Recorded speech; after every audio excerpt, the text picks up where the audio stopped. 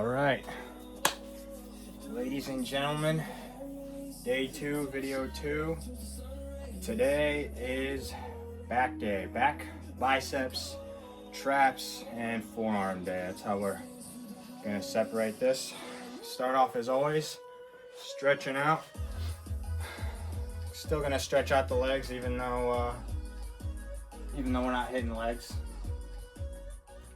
If we're not hitting legs and we're doing a different upper, it's because we already hit legs, which means they're probably sore as hell. Got a lot of lactic acid in there, so I'm gonna stretch all that out, and still gonna use a little bit of legs on an upper day to pick up the weights.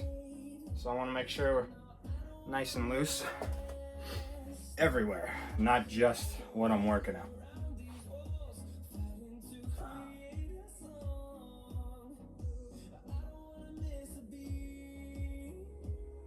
Now remember, it's good to stretch out every day, but if you only do it on the days you're working out, that's good too. That's good enough. But it's ideal to stretch every day, even if you're not lifting. Ideally, if you're not lifting, you're doing some form of cardio, good to stretch out before cardio.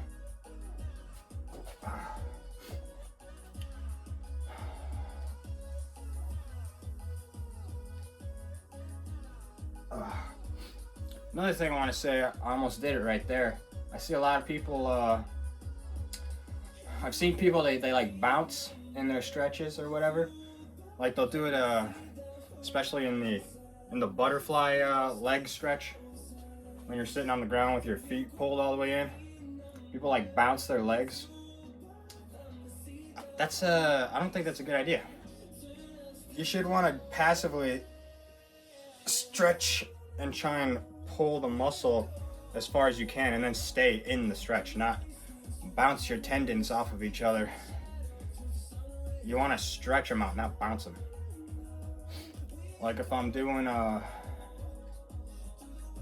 this one for upper day, I'm stretching out my lat and my tricep and whatnot, and that's what I'm stretching, and I'm holding it. I'm not bouncing it. I'm holding it until I start to cramp. Then we'll switch sides, but I'm not bouncing. And that's how you do it. None of that weird, I want to injure my ligaments and tendons stuff. These are, I think, a must-have for any upper day. Getting that shoulder joint greased up without taking out a light bulb. But you gotta be careful. I noticed if you go crazy trying to windmill, pretty easy to pinch your shoulder, and that can really interfere with a push or pull day, especially a shoulder day, that's for sure. And then trying to pull your shoulder across, and I twist at the same time. Pretty hard to talk to you guys while doing this, but just trying to max out my torso. Wring it out like a towel. I'll do the other side.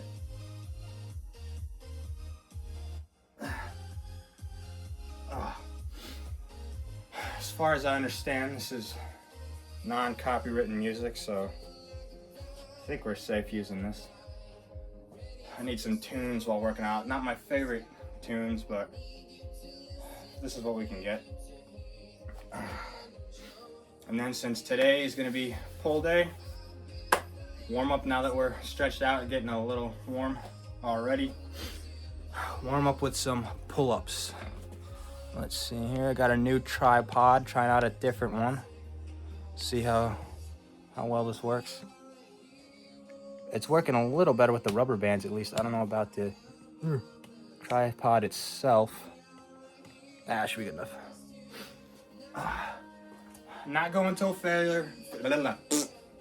Not going until failure with these, just warming up, getting everything warm, making sure I got no impingement or anything like that.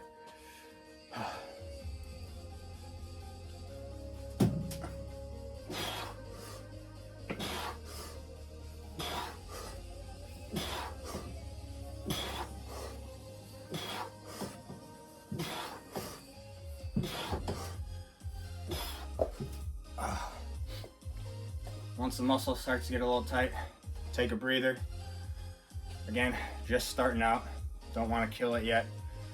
Pull anything while I'm still trying to warm up and get the blood in the muscle. Trying to get the blood in the muscle first, so I don't make an injury. Because it is a wicked exercise. I don't care who you are. Pull-ups at any weight, that's a hard exercise. You know, if you can do 10 pull-ups, I feel like that's already, you're above most people. It's a hardcore freaking exercise.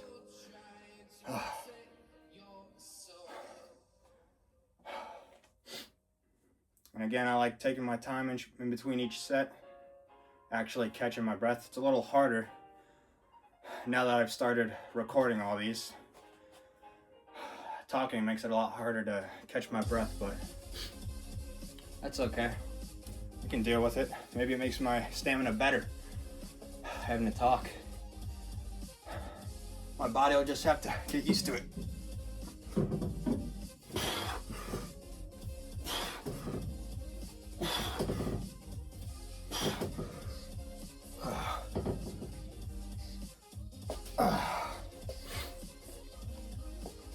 Another thing too, even though it means I can do less reps, I like getting my head all the way above the bar. Not, you know, like for most when they do like competition things, it's like you're trying to get your chin above the bar, and as long as your chin gets above it in any way you can, that's a rep. I mean, if we're not going for a number and we're going for bodybuilding, get that full rep so you can really contract the lats all the way. And when I'm warming up, I don't do this, but the next set, since I'm definitely warm now, at the bottom, fully stretch out that lat and just let the wings come all the way out to get that full stretch. I'll show you guys in just a second after I catch my breath. All right. Again, I guess this is, I think it's a little wider than shoulder. Camera's not straight on me, but around shoulder width, and then full rep. Oh, I totally didn't just hit my head on the ceiling. All the way down, letting my shoulders almost touch my ears. You guys know the light's kind of, okay, not that far.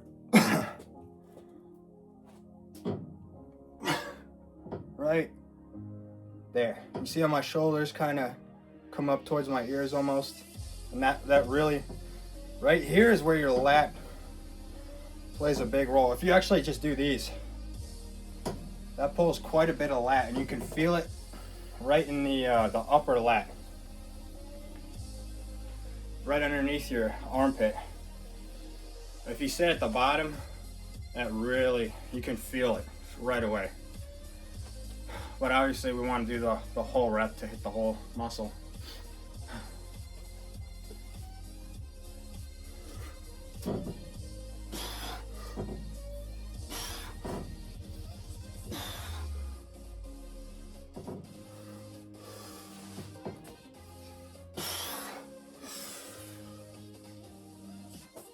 And I do that sometimes too, where I'll do like the top half of the rep, and then once I start getting tired, focus on the bottom of the rep. I love doing that, especially, actually, we're gonna move to that now. When I'm doing the V-bar pull-ups, it's fun to go like only halfway, like arms just barely starting to straighten out. and do that for reps. And then at the last few reps, when you know you're not gonna be able to get a full one again, just do half ones fully stretched out, and then pulling only with your lats, not using any arm, not bending the arm, or at least as little as you can, and just using those lats. Only that.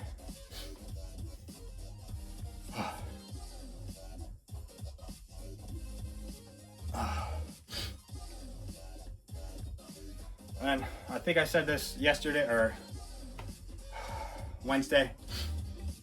I think it's always good to flex whatever muscles you're targeting for that day, because that is a form of, you need stamina for that. You can catch yourself getting out of breath when you're holding a flexed position, because you are contracting that muscle. There's no weight or not as much tension on the muscle, so it's not like you're gonna grow from doing flexing, but it definitely helps with definition. So don't be afraid to flex, Don't go showing off, taking off everything you can, going down to just your undies.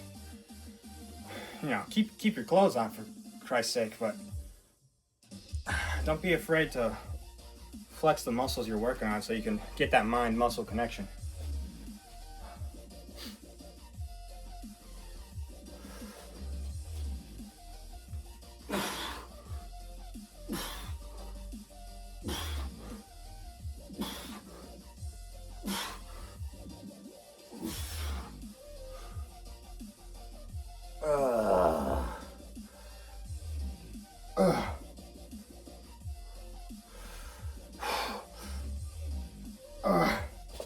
Oh yeah, I love V-bar, man.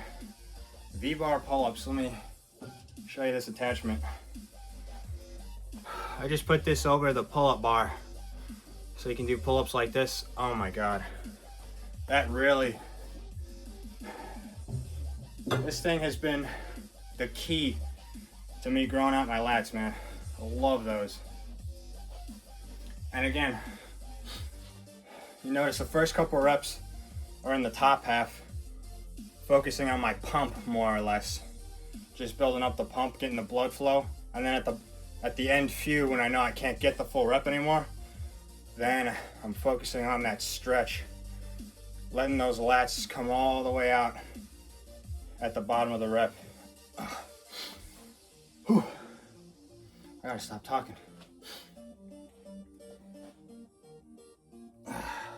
And pull-ups are great because that's like a full upper body pump, man. That pulls in so many accessory muscles, stabilizers and whatnot. I got a freaking chest pump going from those. That's just a must-have exercise, man. If you're not doing pull-ups, what are you doing, man? Come on. Just because they're hard doesn't mean you skip them. And even if you can't do a full pull-up, do partials. And what I mean by that is actually do assisted. I wouldn't necessarily go for the rubber band because you've seen all the videos of dudes castrating themselves.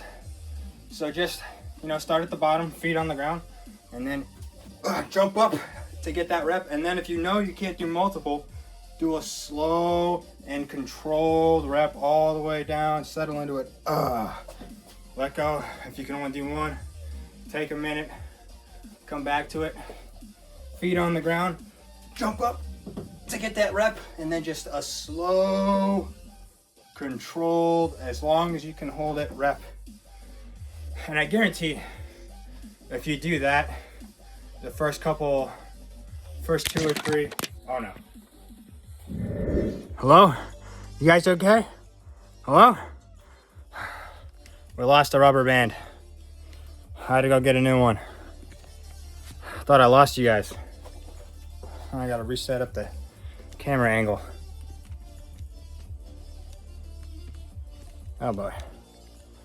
I'm gonna be going through rubber bands. Woo. All right, we didn't lose much pump. That was only like 2 minutes wasted. Let's check.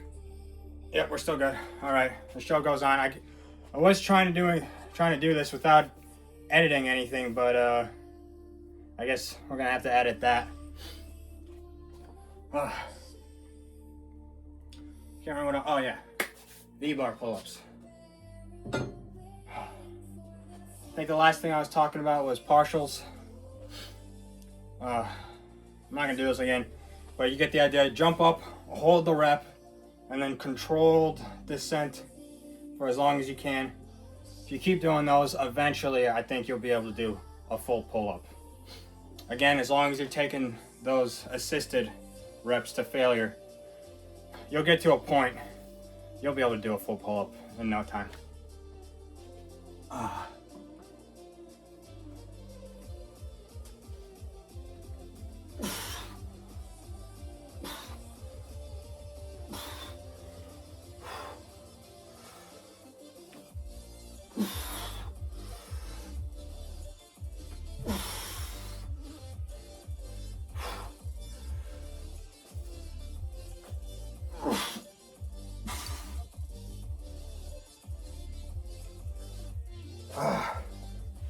And again with those two, the last rep or two I jump up with my feet as I'm getting tired.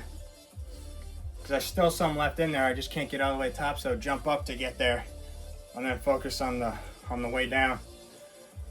And sometimes I'll stay in the middle of the rep where I feel the most power, and then just kind of pump right there, go up and down to sit in that real stretch zone, and then go all the way down where I have as little power as possible, where my muscle's the weakest. So actually the bottom's the stretch, the middle is like where you got that most power. Sitting there for a minute to tire it out, and then go to where you're weaker as your arms come out. I forgot gotta have my weighted vest. What am I doing? You guys are distracting me. Again, this isn't my fault, this is you guys' fault. What was the point of me fattening up with that big breakfast this morning if I'm not gonna use all those calories? I'm not fattening up, carbing up. That's what we were doing, we're carbing up so we could get a better back day. That's what we were doing.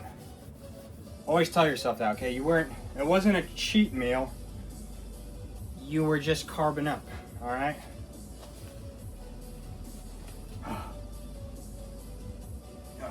Another thing I always do, actually you can kind of really see it there. That thing is not even, so I always flip it around to get the other side evened out so I don't look funny. Granted, I still look funny, but we're trying.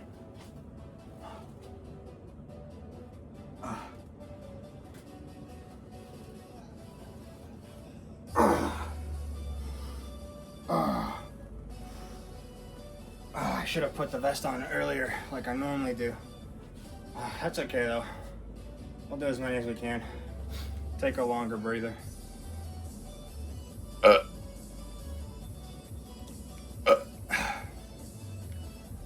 That's from the pre-workout and beetroot juice or powder.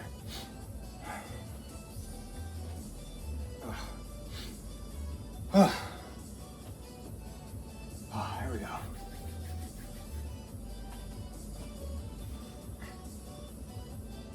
Again, if it hurts, that means it's working.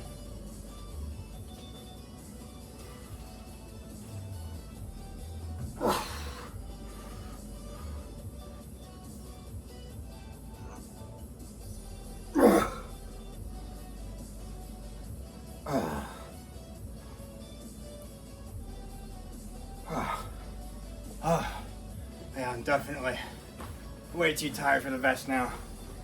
That extra 20 pounds feels like a goddamn 100 after you've already done a couple sets. I only really use that thing for pull-ups and dips. That extra 20 pounds adds a lot to those kind of lifts. Sometimes I'll I'll put it on when I'm doing squats just because I don't have any more weights once I've racked all the weights on.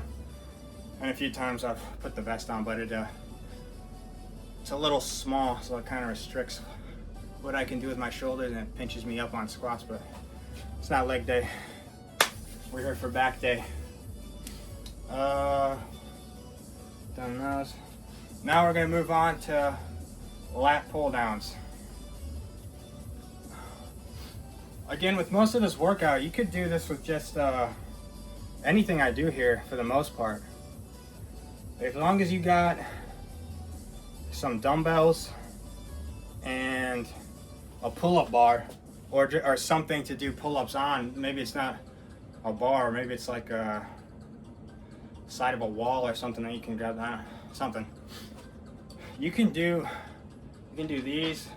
If you've got a bar, you can find a way to make a V attachment, I suppose, or you could just hold the bar like this and then just alternate sides and alternate hands as well, so that way you get an even muscle growth. You can do all this with a fairly simple setup.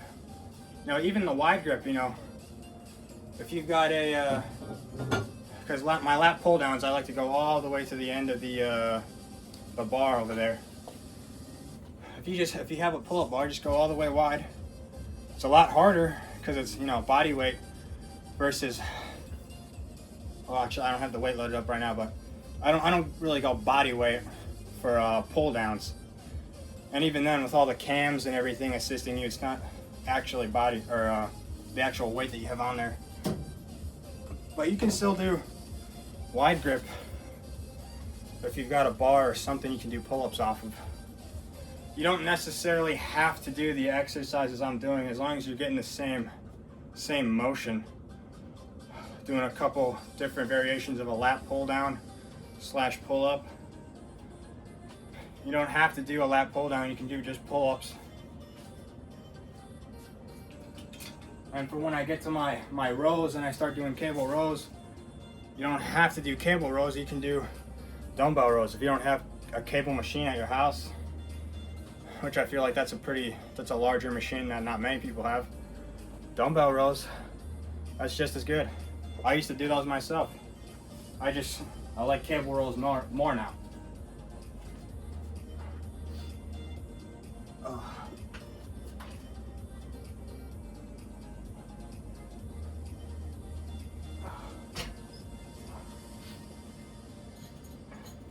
That's another thing I love to do in between sets, is just stretch out that muscle, whatever muscle you're working.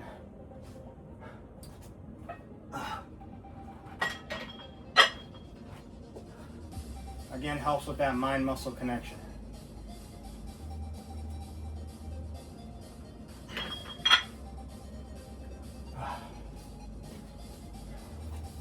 Another thing I want to say about the pull-ups, if you're trying to work on your form, I wouldn't be too worried about it. The only thing I'd say is, when you're doing pull-ups, you're trying to get your chest to the bar, or as close as you can.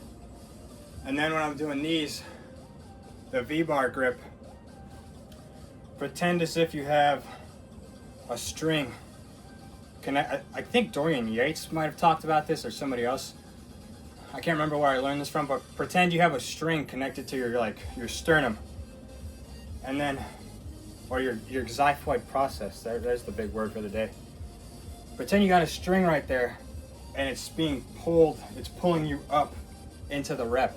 So you're pulling your chest up into the pull-up, and then on the way down, you're letting it out. Like, top of the rep should look like this, and then the bottom, you're letting your body rotate out and stretch all the way out. And that's how you do the V-bar ones. By pretending you got a string pulling you up, so that way you can really get a full contraction at the top, arching your back.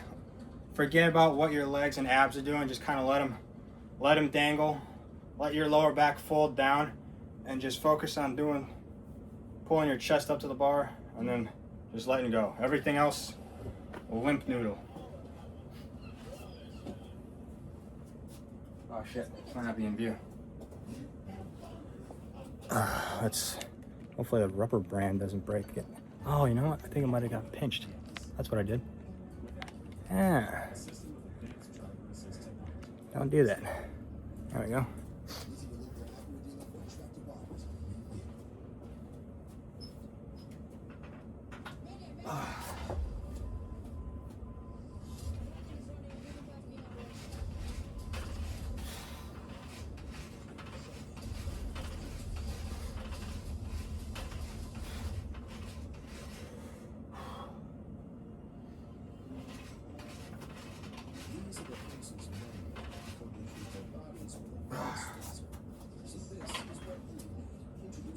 Again, every exercise, I always start off with a nice, manageable, easy to throw around weight as I'm getting that movement all the way perfected at the beginning, so I don't pull a shoulder into it and then mess up my shoulder or anything like that, use too much bicep. Get the movement down at the beginning and just focus on the pump for the first few. And then as I ramp up the weight, it's gonna get harder. I'm gonna have to really focus to get each rep. But at the beginning, I'm just getting the pump, getting the motion down, making sure it's fluid while I got the nice manageable weight. But I'm not gonna go throwing it around like that once I get the heavier weights. Then we gotta focus for safety. Don't wanna pull a muscle. And it's a lot harder to pull a muscle if you warm up each thing. And it's also because I'll kind of want to rep out at the beginning, because I don't want to, this gym equipment is pretty old. I don't want to break the cables and then not have my lat pull down, so I go easy on them. I don't load them up like crazy. I can rep out and get to the same failure point with the lighter weights, so there's not as much stress on the machine. I don't want to break it.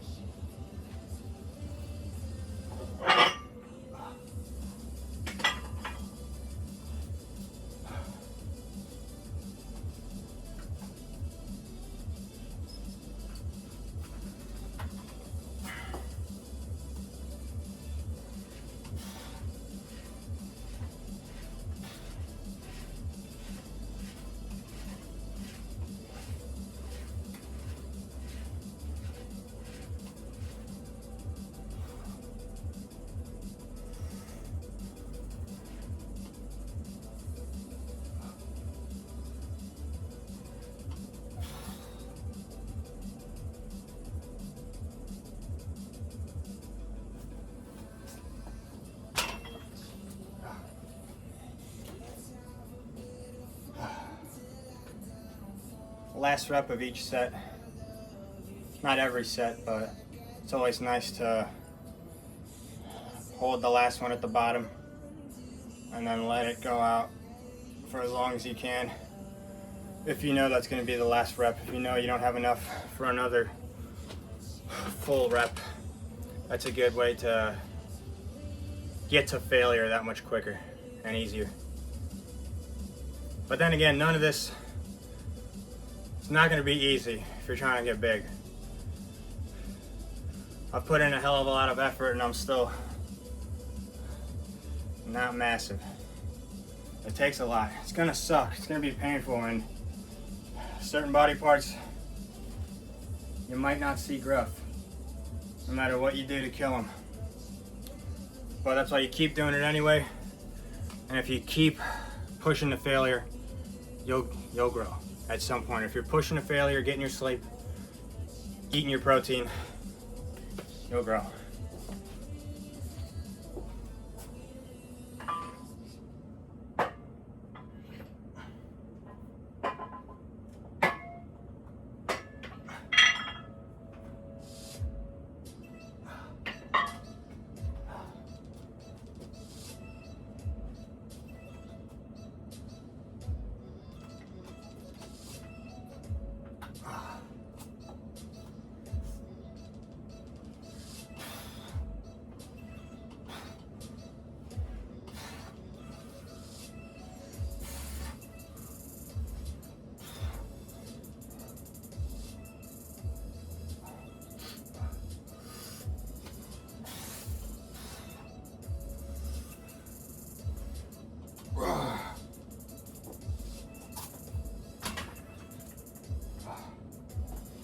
And again with these, I'm not so much worried about, like with anything, I'm not worried about the reps. Making sure I got to the same reps as last time, or making sure I get to the weight that I did last pull day. I'm just gonna keep ramping up. I have a general idea of where I start usually. Like I usually start with the 35 and the 25 on there, plus whatever the smaller weights are. So I know my starting point, but I just keep going up by 10 pounds until I can't do it. I'm not worried about, I don't even know what my max weight is on the lat pull down. I don't know what my max reps are on pull-ups. I know my max weight because all I have is the weighted vest to put on for those. But I don't know how many reps I've done before. Don't know how many reps I've done with the lat pull down. I couldn't tell you the max amount of reps I've done on dips or anything else like that. Chest is a little different story just because I have so many different levels of dumbbells going up by just 5 pounds. I know exactly where my breaking point is on that stuff.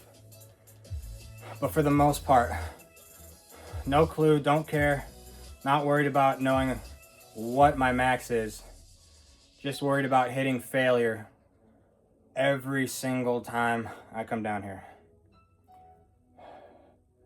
Once I kill the muscle and I can't do another rep, all right, that's all I'm worried about. That'll definitely spark some growth. It'll spark it as long as I got the food and the rest to let it happen.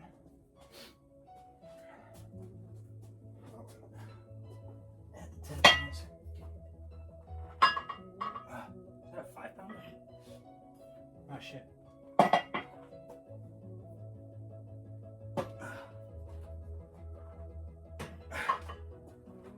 Forgot I left that little baby weight there.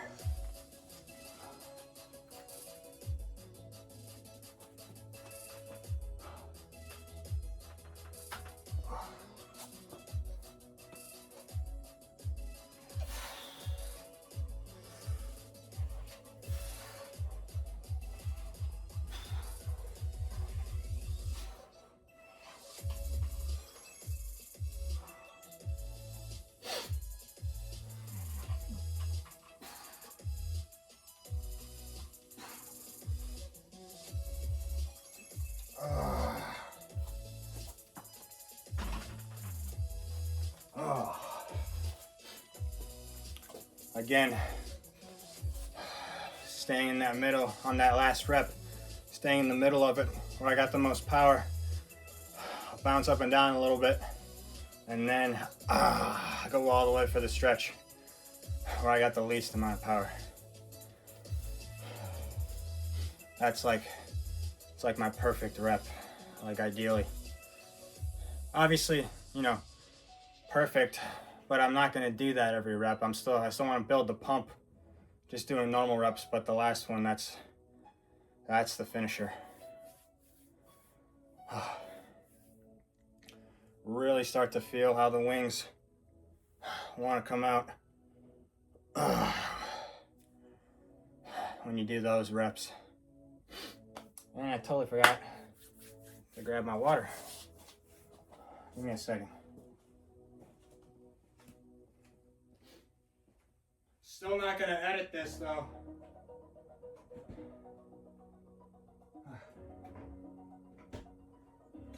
I refuse. You guys get the whole uncut thing, not because I'm lazy, but just because I want to show you guys the actual workout, not just the good parts that make me look good, the whole thing. I feel like I don't know if I know any. Again, I don't watch too many gym YouTubers. I just kind of see clips on TikTok and whatnot occasionally as I'm doom scrolling.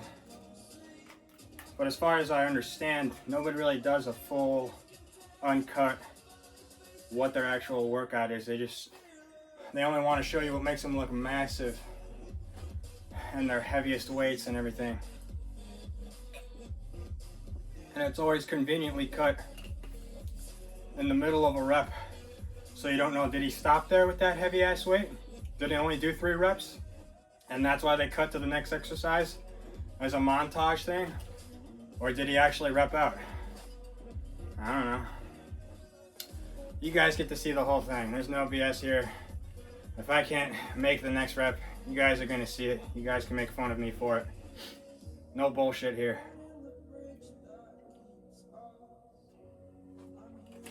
Ideally, if I can gain a following,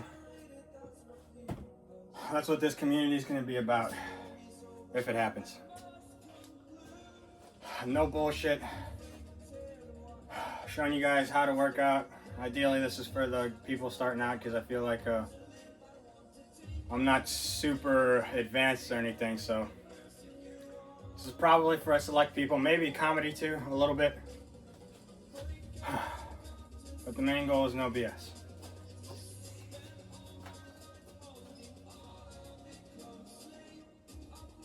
Did I? You guys remember if I already did this weight? Oh, whatever. We'll go up one more. What's the worst that could happen? Tear a muscle.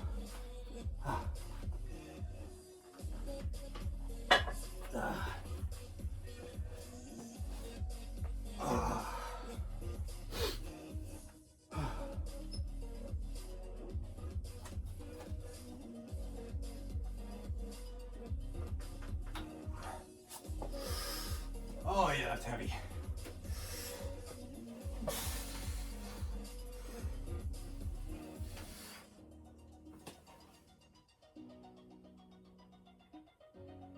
Oh, yeah.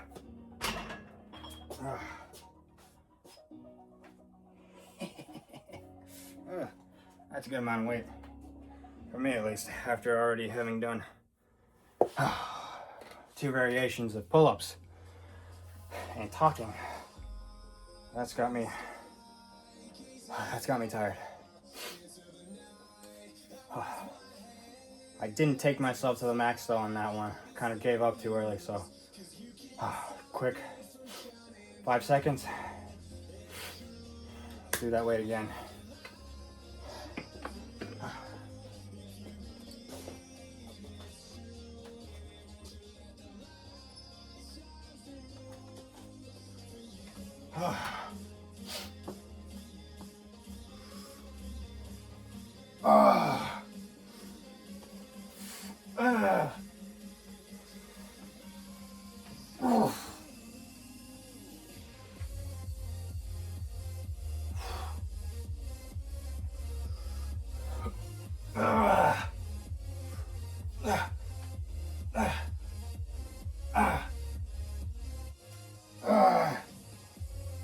Oh yeah.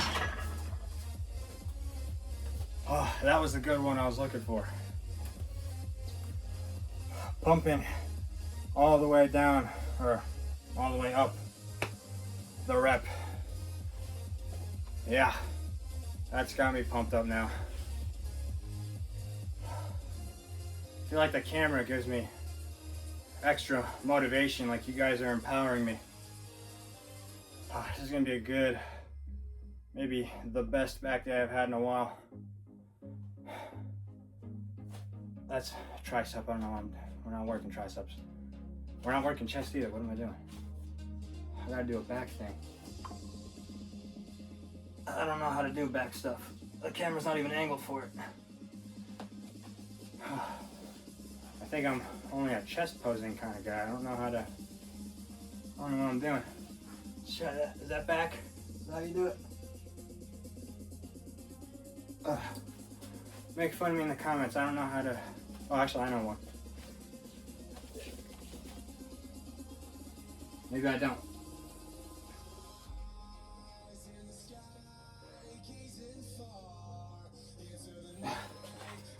I don't really know how to pose. I just kind of do what feels right.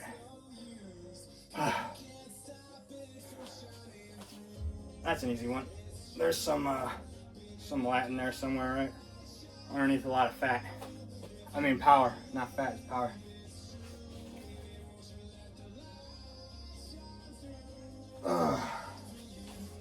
Just because of that big breakfast I had, right? It's not because not from the Meat Lovers pizza I had last week and the mac and cheese and the chicken skewers with a ton of pita bread and sliced potatoes. It's not from that. It's just extra power that my body has decided to conserve.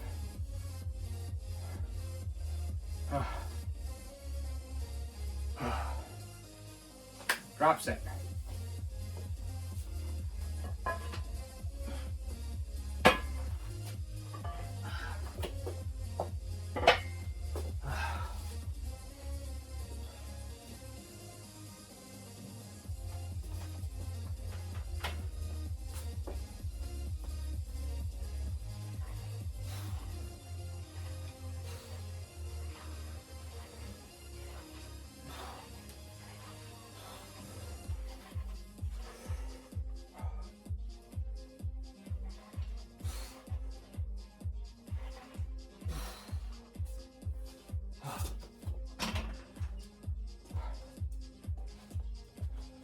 That's I feel like I don't see many people doing that in the gym. I feel a little bit came up with that. Beetroot, that was disgusting. Behind the neck lat pull downs. I feel like you don't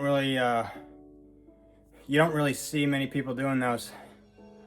That's a good one. It's a good one to mix in if you've never done it before, especially. Try it out. It's definitely, it's a little different, and maybe it helps you hit some more of that lat that you might be missing, because it pulls in a different kind of feeling. I'm not sure exactly what it is. Maybe it's like because you can pinch more at the bottom of the rep and really squeeze those shoulder blades and lats together, and then at the top it's just like a normal one. You're widening all the way out. But that's a good one to mix into the workout routine every once in a while. Definitely working up a good sweat now. Maybe one more set with that weight, and then I like to do some like kip up with the behind me, that pull up wide, really wide grip pull up bar. That thing is super wide. I think they meant that thing only for like 6-footers and above. That is a wide grip. Even if you stay at the top of the grips, that's a freaking wide pull up on that thing. I'm only 5'10", so for me that's like all the way out here for the pull-up thing. I can't even do one pull-up without jumping up. But that doesn't mean I don't try. I still kip up, because that nice super wide grip does feel pretty good on the way down, because I can't do it on the way up. But on the way down, that'll finish you for sure.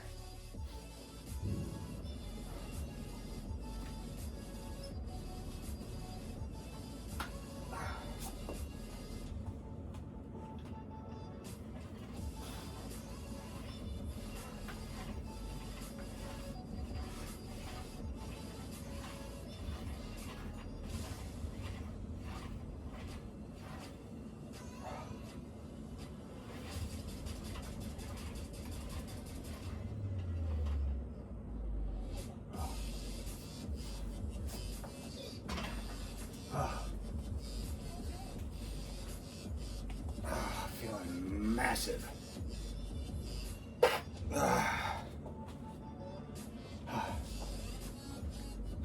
Was that one thing they always make fun of, the arm pump or whatever? I feel like I saw that on Instagram Reels or something.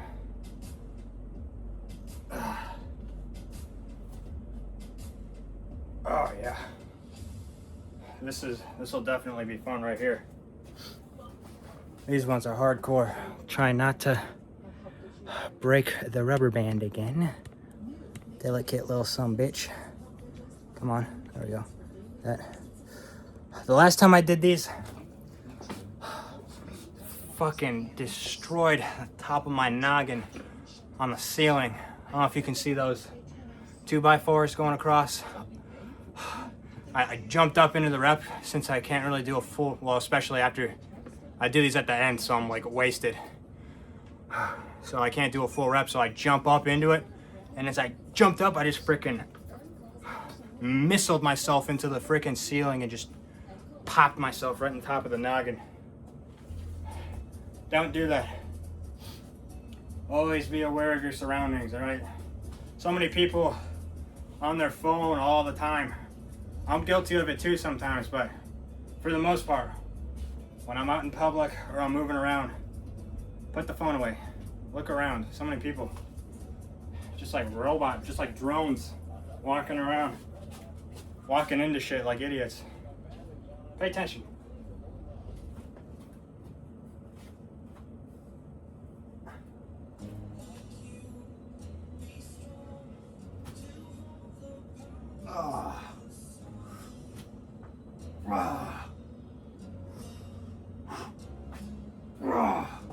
Oh man, those are insane. It's such a wide grip. Woo. And it's also a forearm thing because I don't use I put my thumbs over top, so it also counts as a grip strength exercise to build the forearm muscles. Little 2-in-1 action. That's a hardcore exercise, man. Also because it's so slanted and it doesn't have any knurling. Without the knurling, you gotta use as much grip as possible so you don't slide off. Oh man, it wakes up your forearms, the front part right here, whatever that is. Definitely wakes up your lats. Oh man, that is a fun one. I could probably do a full rep if I started with that, but I don't know, I don't really like starting with it because it's such a wide stretch. I like it more as a finish it off when I got nothing left, because it's so difficult. I don't want to do it before I've got a pump going because it takes a lot out of you. I'd much rather do cheat reps at the end.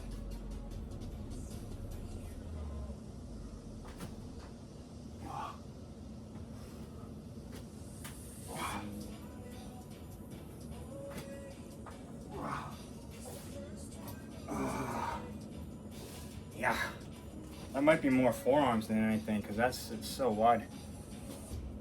The camera angle does not do it justice. That's how wide it is. It's freaking hard, man. And me not being a large wingspan guy, it takes a lot out of me. Maybe for you 6-footers and above, alright, this is nothing. I can do this all day. Not for me, man. That sucks.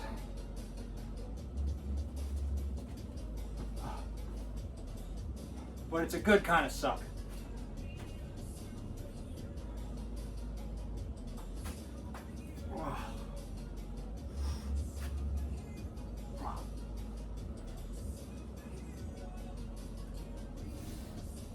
Yep.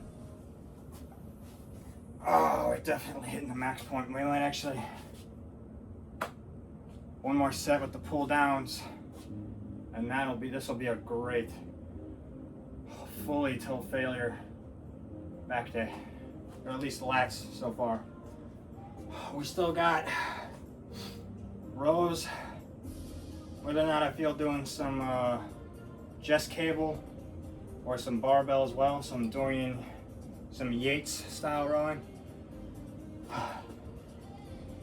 And then that'll probably be it for back. And we got biceps, traps, and forearms.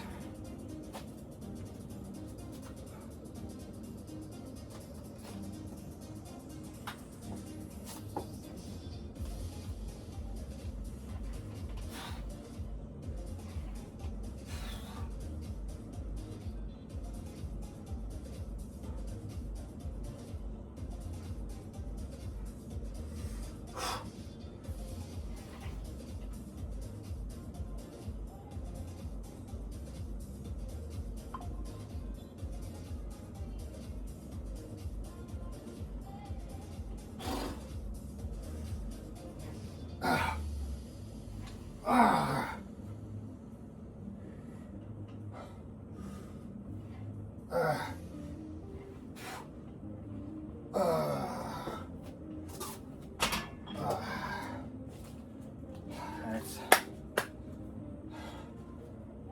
was the failure zone. Got to do the little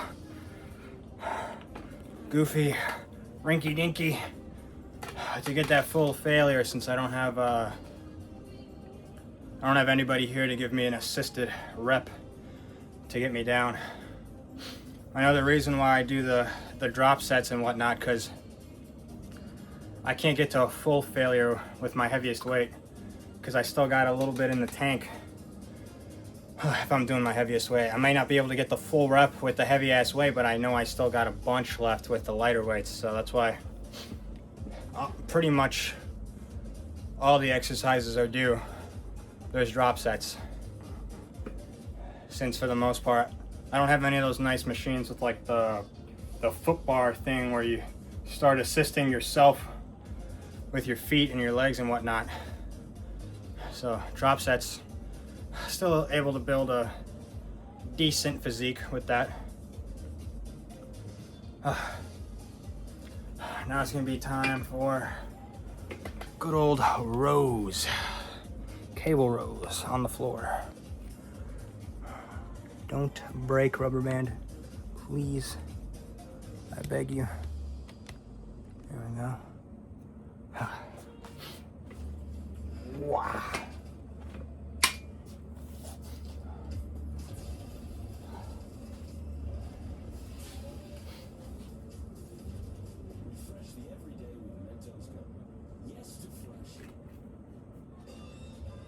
Not sponsored. Love these things. Can I get a sponsorship, please? It'd be pretty cool. I feel like I spend quite a bit on that product. I gotta get way more popular before that happens. Oh. Another thing. Reason I missed it. Reason to start off with, you know, on upper days, start off with chest or back, depending if it's a push or pull day, because chest and back, you got to use your arm muscles, the accessory muscles, to do pretty much all your different exercises for these core muscles on your torso. So the last thing I want is to start off doing bicep curls before I do back, because my biceps are going to be done, but they still got to help me to do my back workout. And my back's going to have way more power than my biceps, and it's going to overpower them, and I'm not going to be able to actually kill my back or chest if I do anything arm related first. So that's why you do chest or back beginning of the workout, depending on what day it is. Because I can't actually kill them if I kill my arms first.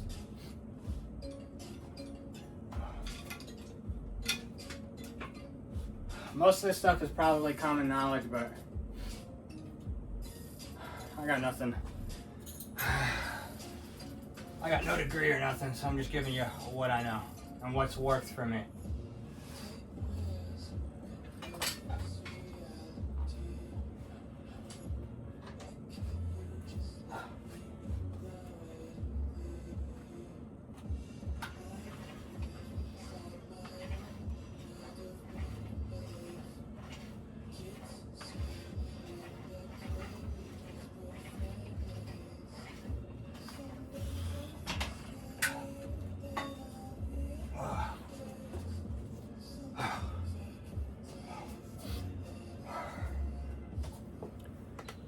Usually I'm a pretty big fan of the what I'm using right now. I know you guys can't see it.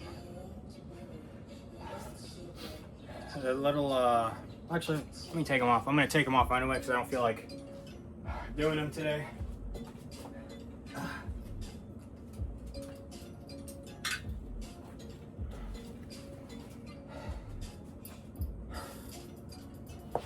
I connect these up to the bar, so that way they're both loose, and I can focus on pulling out at the end of the rep and then coming in.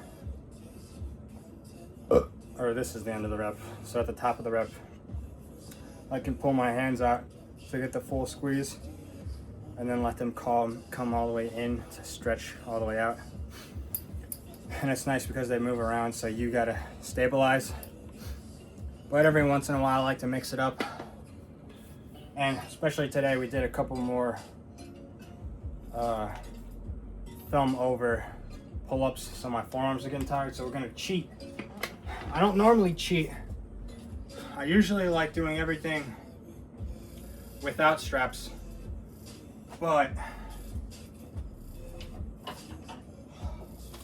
forearms are getting a little tired already, so we're gonna give ourselves a power up today.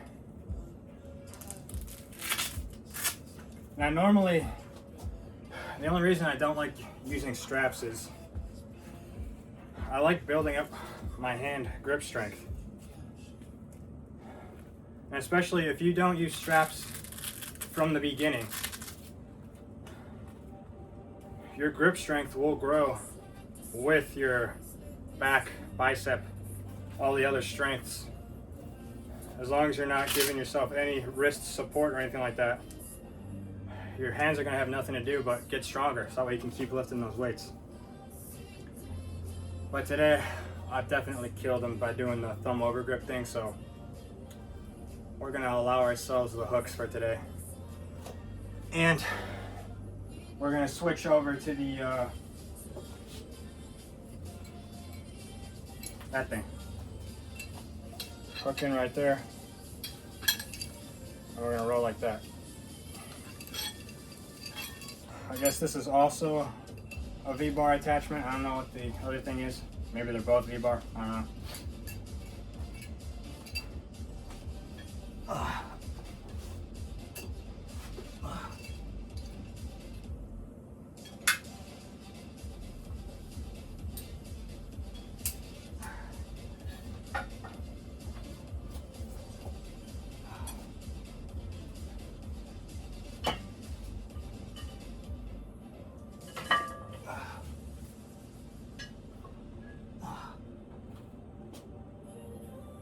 I had a little cramp as I was bending over there.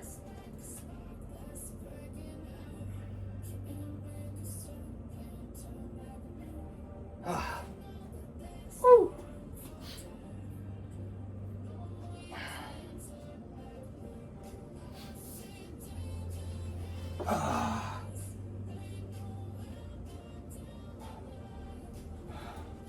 I always take a little bit of a longer break when I'm switching in between a muscle. Like since we're going from targeting the lats to doing rows, targeting more the middle back, more going for thickness of the back. Even though it's still, you know, part of the back, I give just a extra second, since technically I'm trying to train for a different thing now. I want to catch my breath completely so I can max out again. Give it as much as I've got in the rows, so we don't just get wide and end up still looking like paper thin from the side. I want to build that thickness. That's what rowing's for. Lats don't build thickness from the side. Lats just build width. You got to do your rows if you want to get thick muscle. Gonna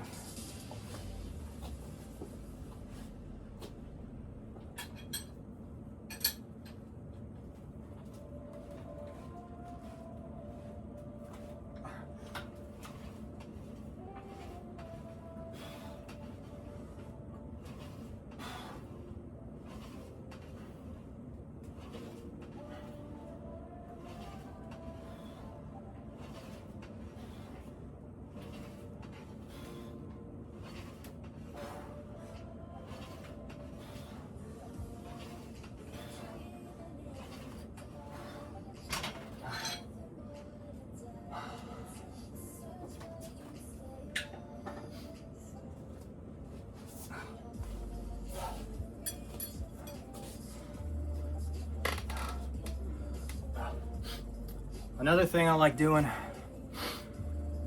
when I'm doing rows is the first couple reps, or the first couple sets are full reps. what I mean by that is leaning all the way forward when my arms are stretched out, and then straightening back up as I get to the top. But then as I start getting into my, like more of the heaviest I'm gonna go for that day, once I get into those sets, I start doing, I do like a Kelso rows, where I'm not pulling my bicep into it. I'm just leaning over and then only back, just pinching my, you pinch your shoulder blades. You try and like make a butt crack with your back, pinching as hard as you can your shoulder blades into each other, and then let it out as you lean forward, and then pinch when you get to the back, and then let them out without, or at least bending your elbows as little as possible. Because for the most part, your bicep might start to give out before your back does. So that's a good way to take your bicep out of the equation. For the most part, it's connected to the arm. Your whole arm has to be pulled into it because that's just where we're gripping the weight. So there's going to be some bicep activation, but you can, for the most part, take it out of the equation if you only use your back muscle. And it's kind of hard to do.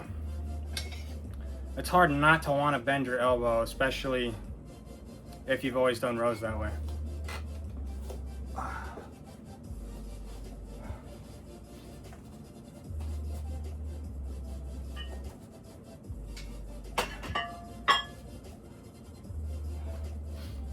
You guys better not be staring at my plumber crack. I know how perverted some of you guys are.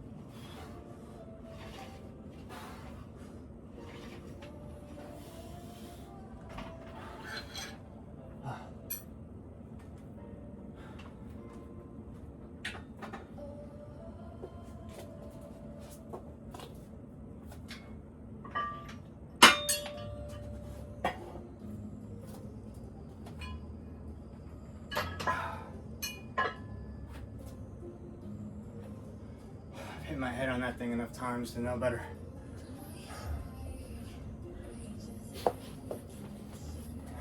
Again, first couple sets, just like all my exercises, warming up.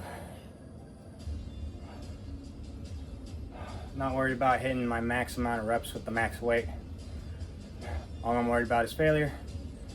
Warming up, make sure I can get there safely. Just because I don't hit my max weight doesn't mean it can't be a great workout still. Better safe than sorry.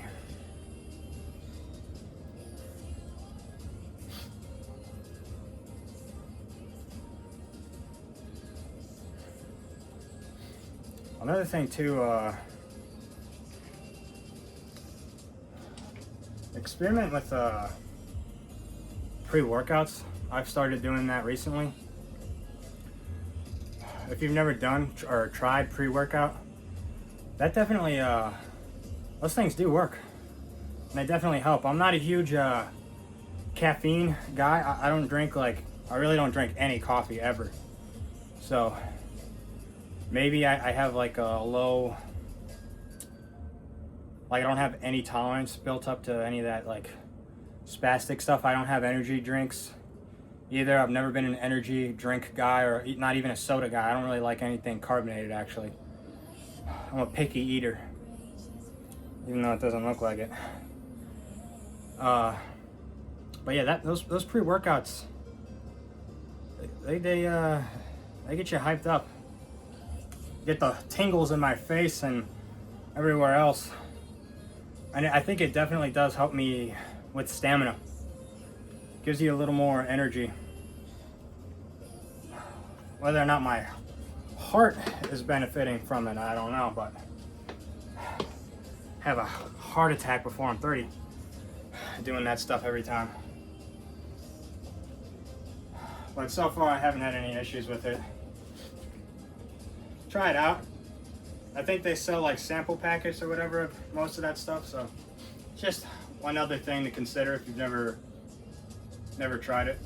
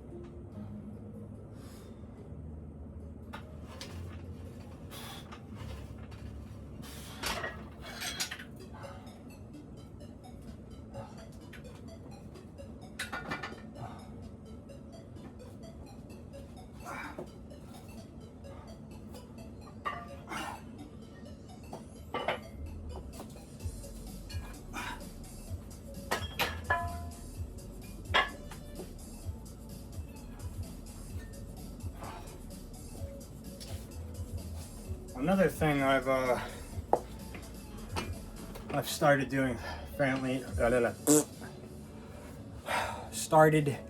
doing fairly recently. That's one thing I noticed from watching myself last video. I gotta work on my pronunciation. I sound like Sid the Squid. That's a reference. I sound like Sid the Squid sometimes. Start getting mush mouth when I'm trying to pronounce my shit. Too much saliva. Another thing I've started doing recently, there we go, L-carnitine.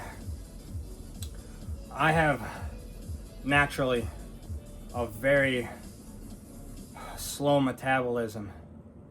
I can go a few days without having to touch my ass to the toilet seat. You know what I'm saying? Stay with me now. Don't click off, please. I'm trying to help you here. L-carnitine. If you have a slow metabolism, I went from like every 3 days to now every day like a normal person.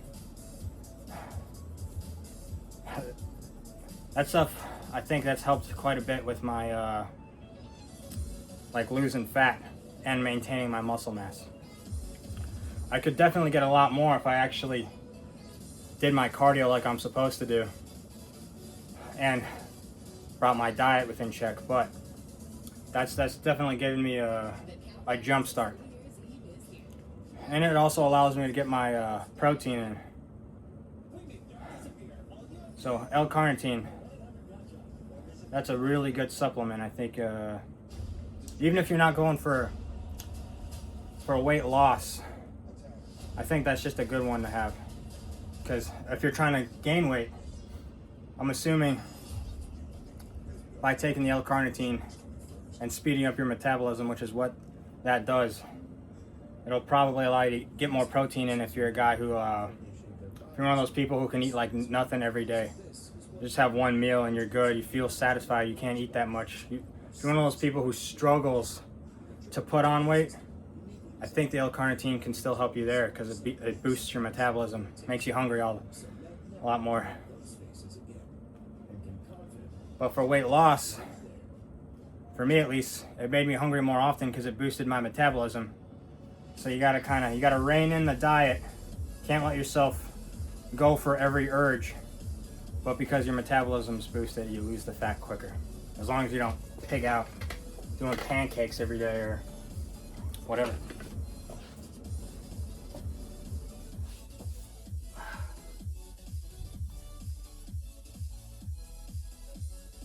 guys distracted me again. I can't remember if I did this weight.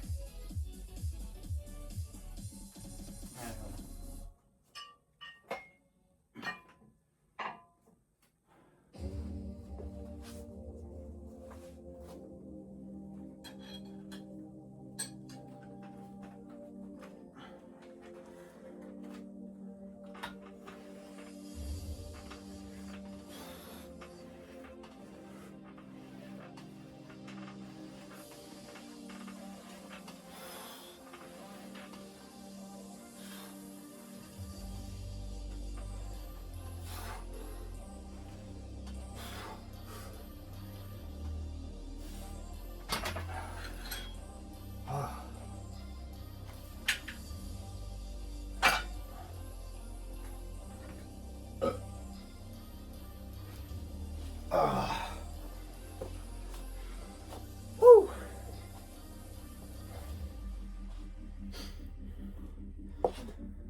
I don't know why. I don't know if anybody else is like this. For some reason when I do rows, I don't so much get out of breath as much as the back just says no, no more. It's not because I'm tired and I can't breathe like most of this stuff. When I'm doing rows, the back just says no, nothing left.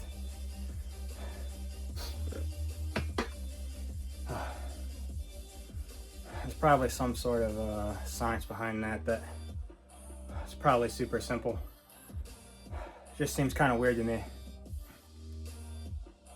I can do my pull-ups and lat pull-downs to the point of where I'm a harder breath, but for the most part, I'm not out of breath. I'm always I got nothing left in the muscle on whenever I'm doing rows.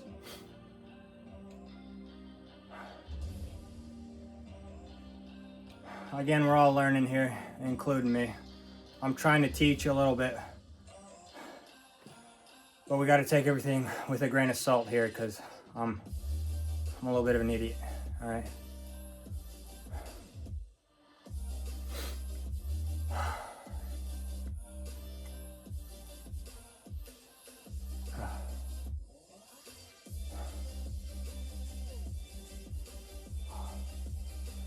Now we're to the point where I've pretty much got all the smaller weights on the cables.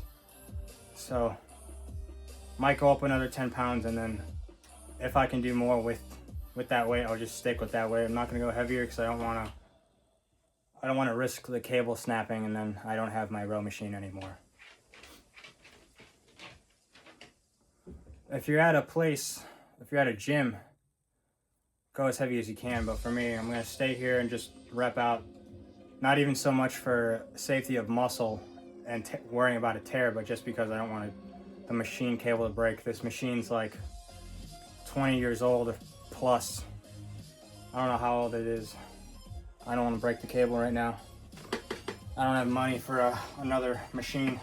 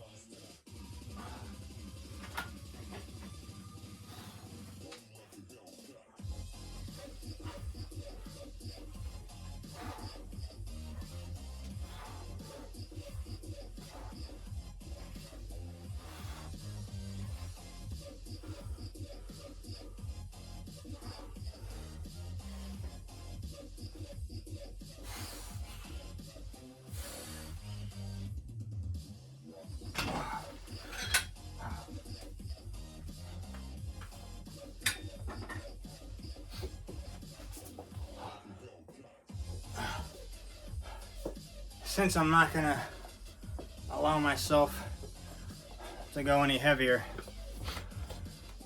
now I'm gonna start doing controlled, slow, holding at the top of the reps. so I can hit that failure point more efficiently.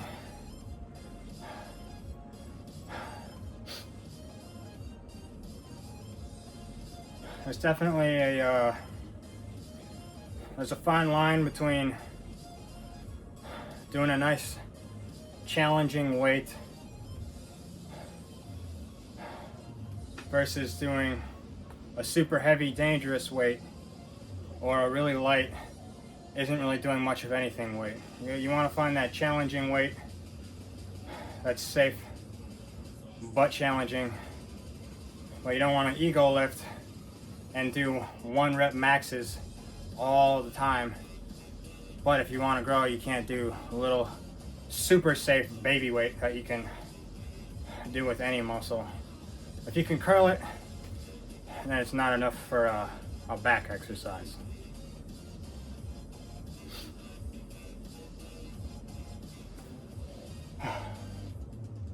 Also, another thing, as you noticed, since we're getting into the heavier weights, I'm doing a form of Kelso type row, shrug, whatever you call it, where I'm just using back. I'm trying not to pull my biceps into it so I can fry the middle back. What is that, the rhomboids? Or that's a shape. What do you call that though? Or no, rhombus is the shape. Whatever the middle like triangle shit is. Or is that your traps? Some of your traps, I don't know. Maybe don't listen to me. I'm just doing whatever the fuck.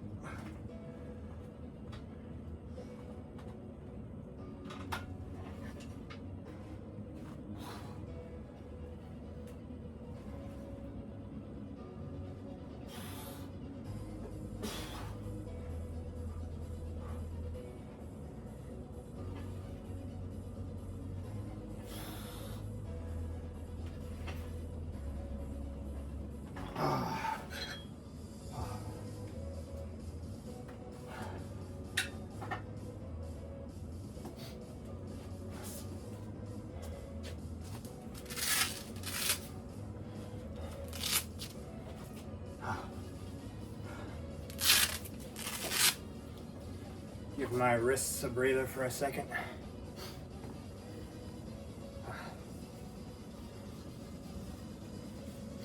Again, not putting them super tight.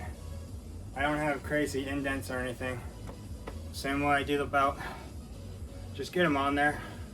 Not cinched all the way up to where I have no blood flow in my hand. I don't want to completely take my hands out of the equation. I'm just looking for some assistance so I can keep going. I don't have to torque it on.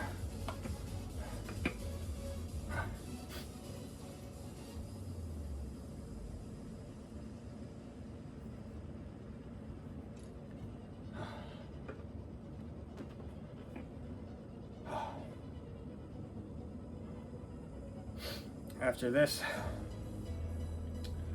we're going to move on to biceps. I do four different versions of curls to target every head. Then I do traps. Just do some dumbbell shrugs for those. And then we're going to do supinated wrist curls.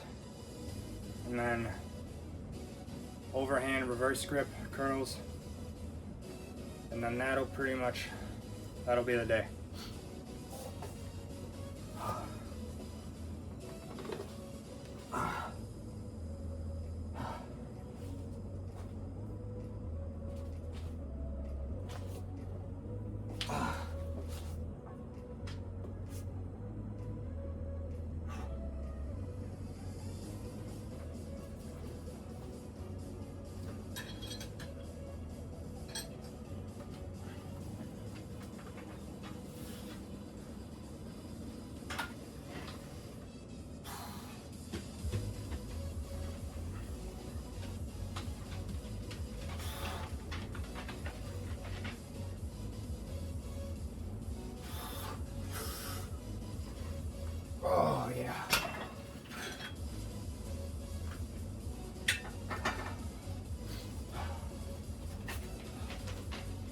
I had to fight for that last rep.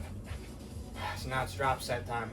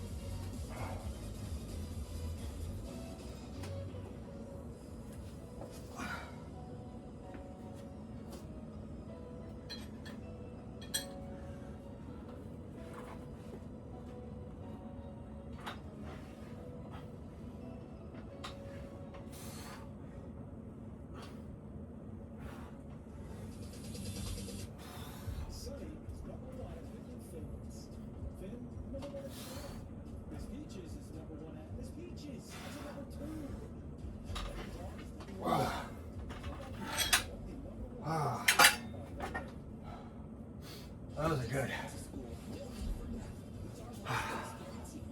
Love the drop sets.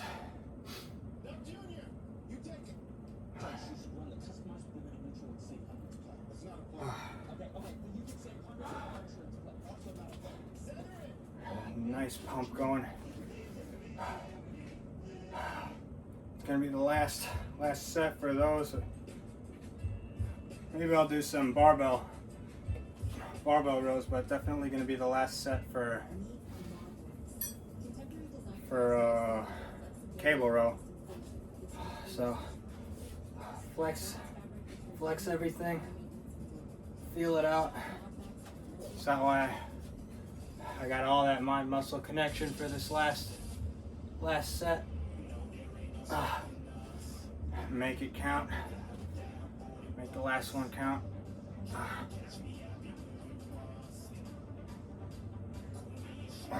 Again, just feeling it out. You don't have to necessarily go for the specific poses, but in between sets, just figure out all the different ways to flex that muscle, especially if you're starting out. Figure out where you're actually hitting it, what you're feeling, so that way you can target it that much better. Just putting it in all the different positions so you know what hits what.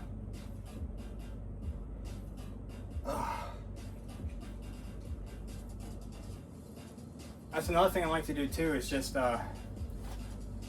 once you've already got a crazy pump and the muscles torn apart, do just like just practice your form, no weight, and if you squeeze what you've been hitting, you can really feel it, no weight at all. It feels like you got something on your hands. Great way to figure out the feeling so you know what to chase next time you come down here. You know what you're looking for. Not just worried about going through the motions each time and hitting the weights. You actually chase that pump and that failure point.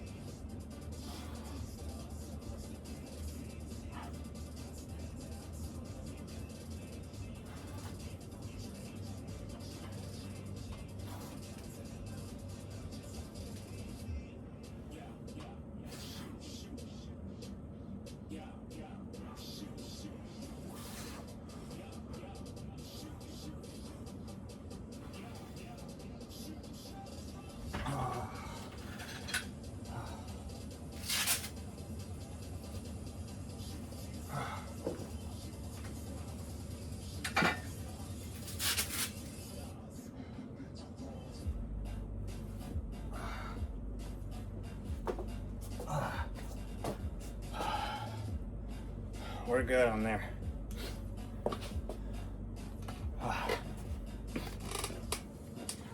Hitting that middle of the back where you can make that butt cheek. Those are the muscles you're trying to work when you're doing those rows. And we hit him. That's good. I still got a little bit of strength in there. I'm not fully cramping yet. Usually I'd be cramping if I totally destroyed him. So we still got some strength left. I'll rep out with the barbell rows. Some Dorian Yates style row. My form's it's not exactly perfect Yates row, but I'm going for that kind of idea to build the upper back.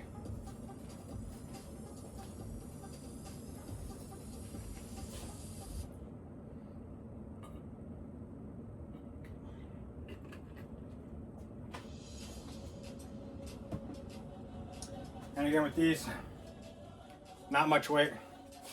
I've already killed the back for the most part with the cable rows. So I'm just gonna do what I already have on the bar, what it's set up for. I think that's what let me see. Yeah, this is what I would curl if I was doing barbell curls. So I guess that's just to give you an idea. If you can curl the weight, that's what kind of weight I'm doing. Let's double check if I can still do it. Oh yeah. So whatever that is, a 5-pounder and where the hell's the number? Yeah, 25-pounder per side. So 60 pounds on whatever the little bar weighs. Not that much weight. Not even really a challenging weight for back, but it becomes challenging after you've done however many sets we've done. But now I can just focus on the rep itself. Nice and controlled. A little bit of explosion on the way up, but mainly just focusing on feeling the muscle as it screams at you in pain, but you keep hitting it anyways.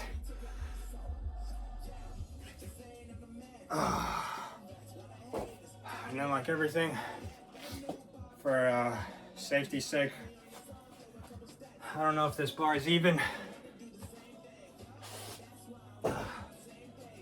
so I'm gonna flip it around. It might be perfectly even, but just for peace of mind, flip it around so I don't end up looking like Hellboy.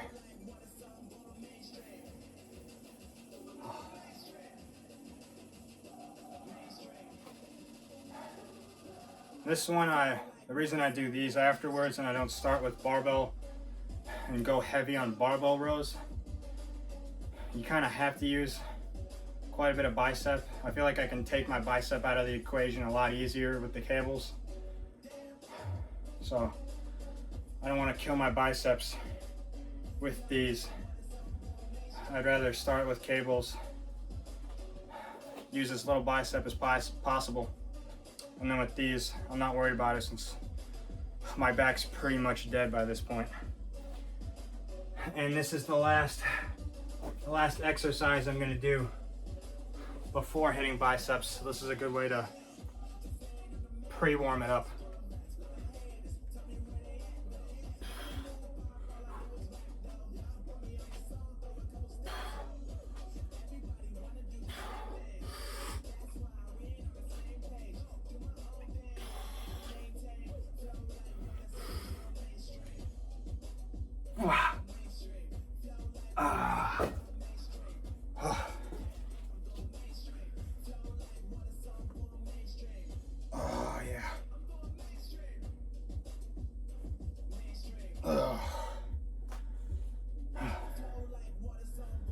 This is gonna be the last set I'll do with these. So I'm not gonna flip the weight around because I know the first set you usually do more that you can do. Second set, you know, you're always going down each set and how much power you got. So first set I repped out more. Second set I didn't hit that many reps, so I'm gonna even it out with the third set by staying on this side of the bar. I do that with anything that I'm worried about being uneven. Keep flipping it around until I get to the last set. Last set I won't flip it around because I gotta make up for the extra reps I did on whatever I started with as I worked my way down. If that probably made like no sense. I'm not sure if I even understand what I just said.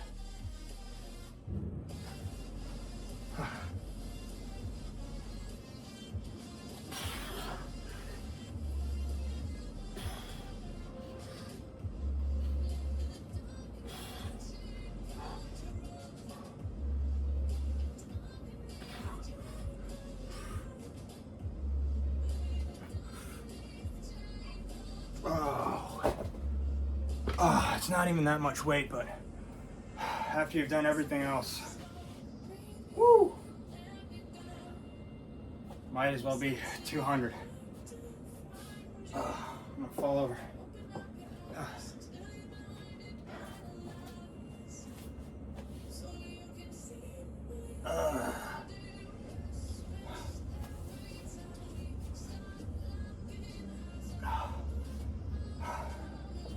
Should I do a pose down? Let me get the proper height on this thing. This tripod's actually a lot more maneuverable than the last one I was using. All right. Oh, rubber band's gonna fall off. You guys are gonna have to deal with the lopsidedness. Sorry. We need a pose down. Let's see what we're working with. That's too far.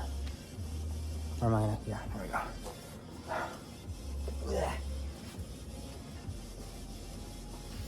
Try not to trip over all this shit.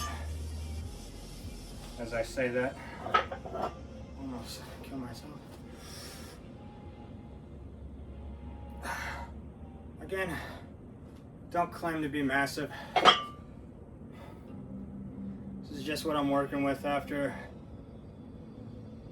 I don't know, like, I think I've been working out fairly consistently for 7 years now,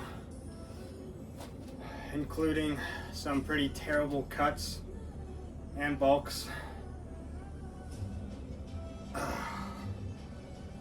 By the way, I'd really like to make it well known. I don't think if you're just starting out, I don't think it's wise to go on a cut, like a crazy cut, going for maximum definition and all that crazy vascularity and whatnot. I think when you're young and like high school or whatever, focusing on just getting your protein in terms of diet, get all that protein in and keep hitting the weights and just try and put muscle mass on. Don't start depleting yourself as you're still growing. Again, you don't have to listen to me. You can do whatever you want. You're gonna do whatever you want. I'm just trying to give you some advice. What I learned when I tried dieting down.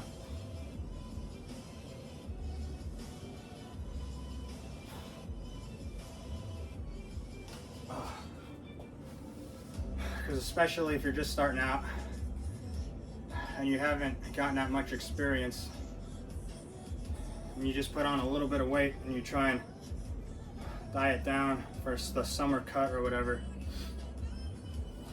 I think it's a lot wiser to just knuckle down. Stay within visible ab range. You know, if you can see a little bit of ab, stay at that weight in terms of fat. Just keep eating protein, giving your body what it wants. so you can continue to grow. Because why waste those precious years when you're growing and you got all that youth power? Add as much as you can when you got that youth. And then when you're getting older and it's harder to put on that muscle mass, then you can start worrying about dieting down and getting everything within aesthetic range, or whatever you want to call it. I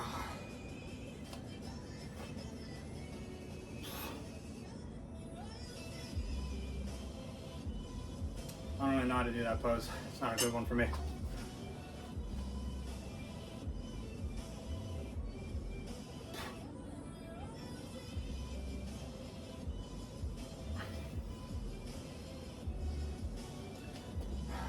Again, I really think you should flex in between doing muscles after a set, or when you're, like right now when I'm switching on to biceps. Since I'm done with back, flex those muscles. Feel what you've hit.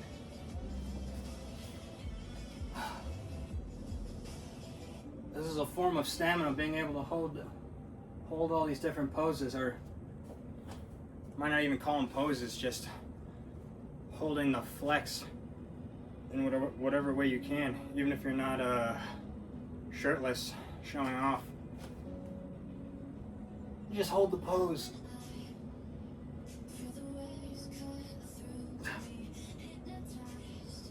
Because that takes it out of you.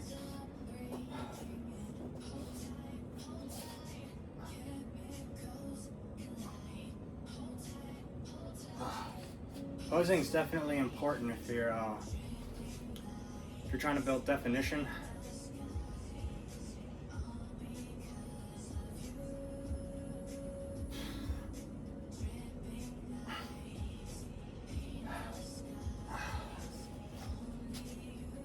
All right, now we've given ourselves a break. It's time for one of my favorites, biceps. Chest and biceps, those are, I'm always trying to make up my mind which one I like more. It's just so much fun. It's just fun to pump your biceps. You feel like a machine when you're doing them. You also feel like a cool machine when you're pumping out chest press reps. I don't know which one I like more. It's cool seeing a super pumped up chest when you're sticking it out and you're playing around with it, making it bounce. But it's also cool when you just, boom, gun show. There's not much there, but, for the bigger people, it's cool. And they just pop up that bicep. Let me get the perfect lighting. You guys see that? I swear to God, it's there, okay? You gotta trust me. I swear it's there. Oh, look. You guys see that? It's just hidden, trust me. It wants to come out. All right, again, always start off with a nice, manageable weight, and then we'll work our way up. Start off with, what do you call them? Supinated.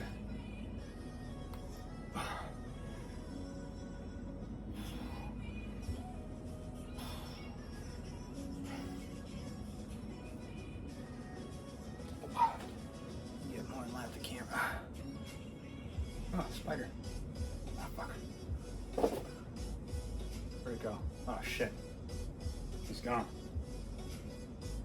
Oh. Fuck. I lost him.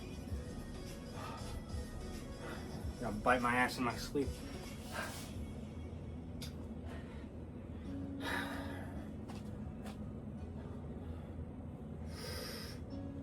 When I'm doing these, ow, my shoulder kind of popped out.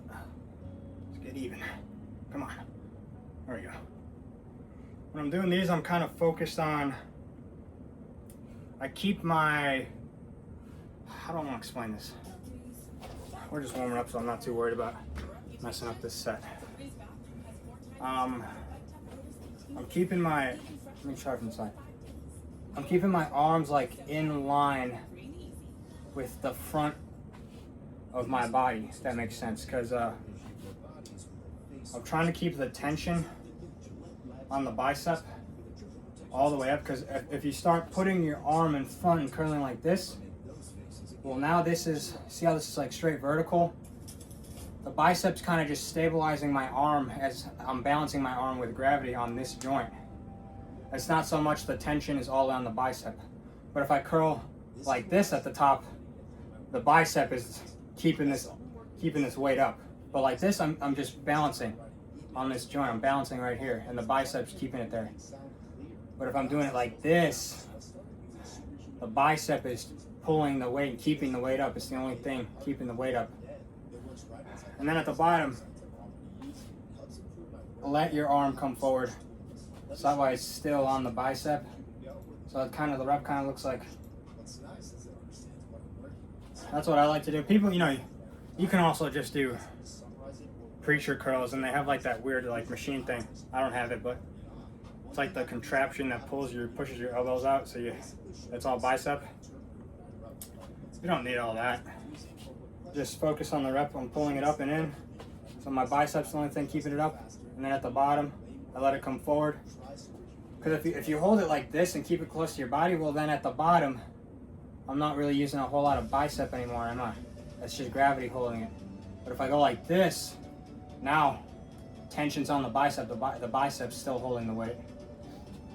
And again, don't lock all the way out, because if you just lock all the way out, that puts quite a bit of pressure on that joint. So I'll do a set from the side. Actually, I'll do a single arm so we can get both. So at the top, I'm right here, and then at the bottom, let it come out so it's still on the bicep.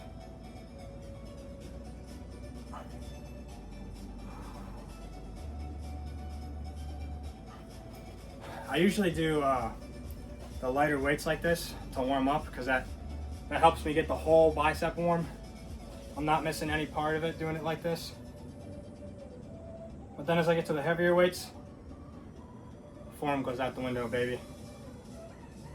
Just gotta get that weight up when I get to the heavier weights. And of course, like usual, talking to you guys, I forgot how many I did. Good thing that's just a warm up. Since I did 2 warm-up sets now, form might go out the window already. Is that another one? Nope. It's just dust.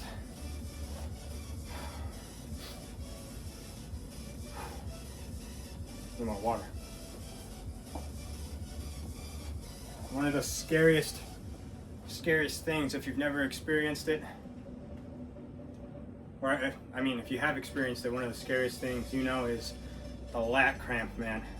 When you get the, let me drink water before it happens.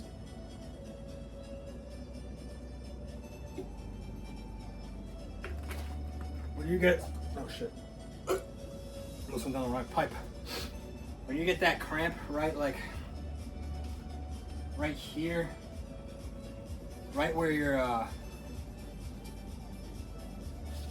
diaphragm is, it's a lat cramp at the bottom, right behind my diaphragm. I guess maybe for some people this doesn't happen, because I know people have different insertions on lats. You know, you got people with lats all the way down to their frickin' hips, and then you got other dudes with like super high lats. So I guess maybe I don't hear a lot about it because there's so much variation in where your lat ends. But for me, right at the bottom is right behind my diaphragm. That's right where it sits. And when that lat cramps up on me, it pushes against my diaphragm, or rather my diaphragm pushes against the lat every time I breathe in and get a full breath. And then it just makes the cramp, like, it feels like I'm getting stabbed with a knife.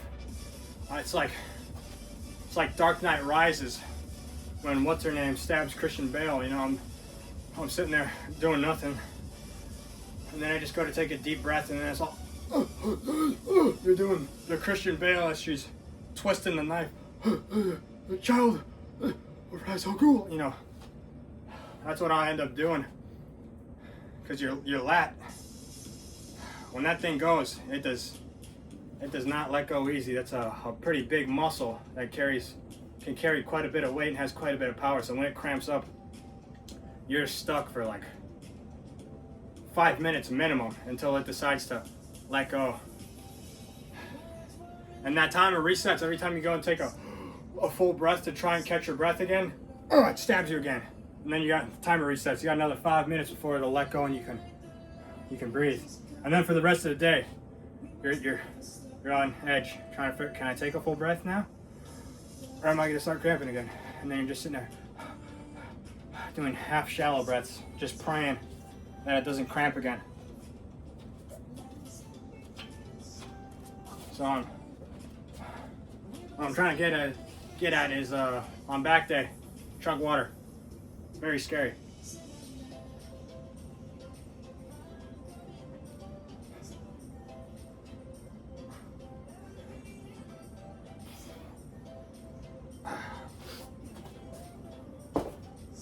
And again, just like all this stuff, everything we've done, first couple sets we're just warming up so I can get to my nice heavy weights where I can make it count quicker. Do the hit hypertrophy quicker with the heavier weight so I can get this workout done more efficiently. Actually, I do.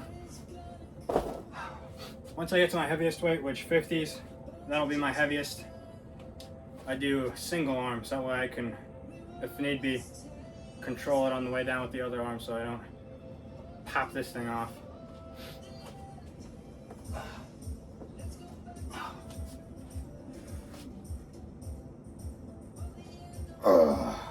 And again, with these, when I go to my heavier weight, I'm not worried about that same form with the keeping the arm super close. There's nothing like heavy weights, so I'm just gonna do whatever way I can hit it. I've noticed that really helped me spark growth.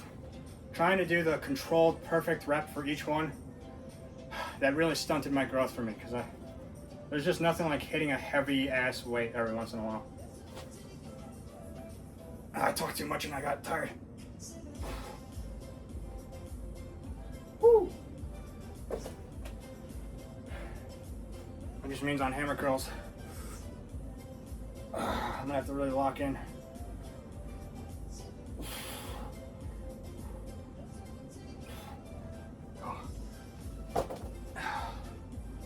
Normally I can get at least 3, but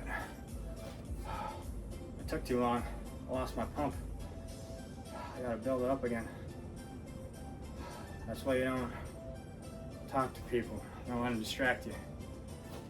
Only I get to talk to you. And that's also why you don't go on your phone, because then you lose your pump. Mentally and physically. Don't let your mind get off of what you're doing.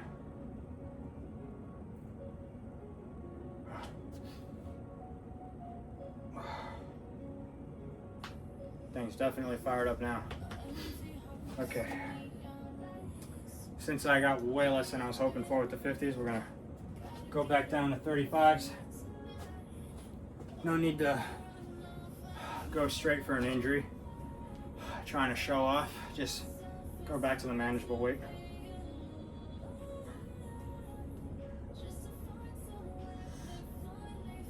Oh yeah. That was a good one right there. We're gonna need assistance on the next one.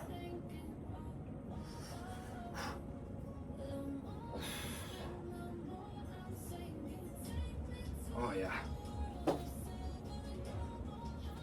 I also did do, I was telling you about the Kelso rows, but then I ended up doing way more full rep rows than I wanted to. So it's also, I'm not worried about not being able to hit as many as I can with the 50s, because we definitely demolished the bicep with those, what was that, like 5 or 6 sets of full range of motion rows. That definitely helped kill the biceps earlier, which is fine. As long as we're taking these to the max, I don't have to do all my different weights of bicep curl. as long as I took it to the max, and I still tested the waters safely, single arm with 50s. And yeah, bicep said no. Did that 1 rep and I was like, nuh-uh. So, leave it alone. Drop down to 35s, that's okay. Hammer curls though, that's a different story. You got a little more power when you're doing the hammer curl. You can bet your butt I'm gonna hit the 50s again.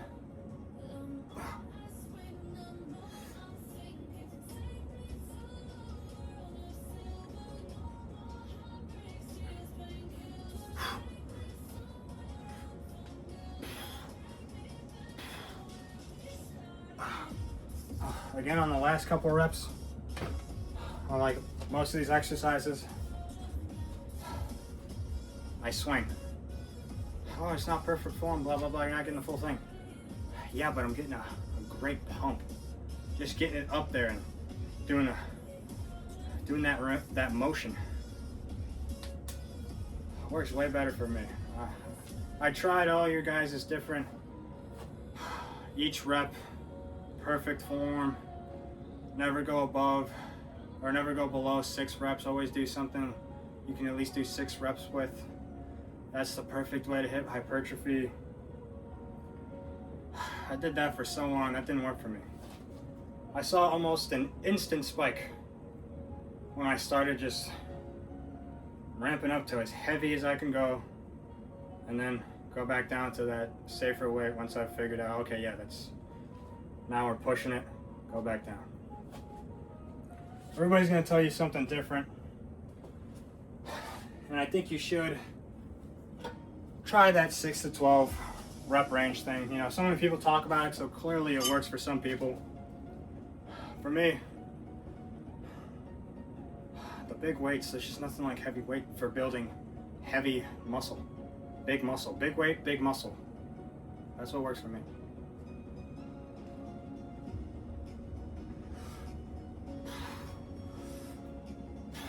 And again, I still hit the little weights, you know, we're still hitting the 15s to finish off the whole thing. Ooh.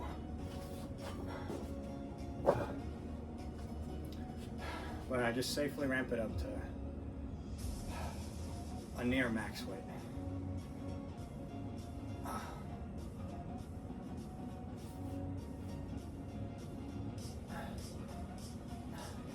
And you do get a little bit of a chest bump when you do biceps, because your bicep does feed into the lateral, whatever that be, the outside of your chest, because that's where the muscle attaches, up underneath here. So if you're getting a little chest pump as you're doing biceps, yeah, that's normal.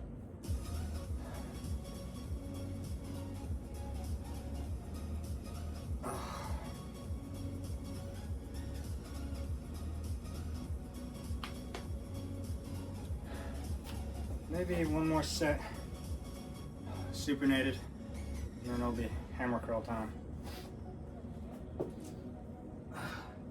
And then the fun one is doing the twists like this.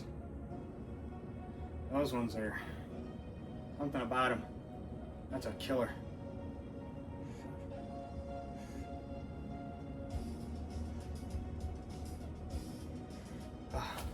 That's good.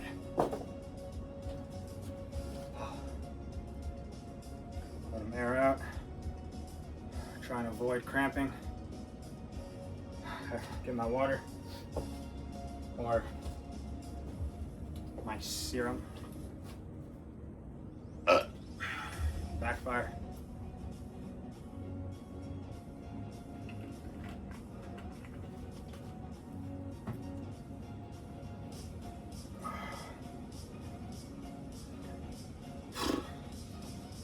The fun ones. Come on, come on.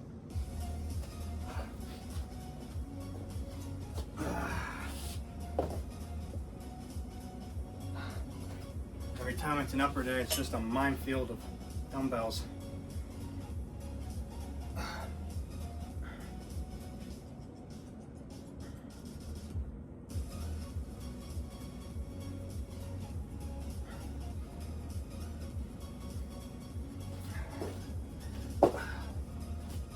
just gonna warm up with a few reps, not to max, because I love to hit those 50s, man. This is one of the few things where I'm like, I do love a good little bit of an ego lift every once in a while. It's just nice to chuck up the 50s. I mean, you got dudes out there curling like 60s, so this ain't crazy, but for me, 50s is like, makes me feel good. Makes me look cool. Still got a long ways to go though.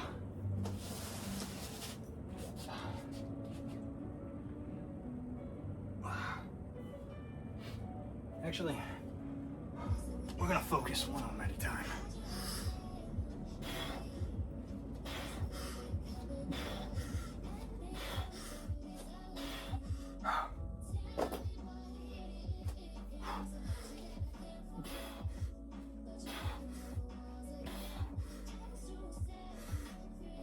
Oh yeah, left arm's definitely weaker. It's because this one does all the... never mind.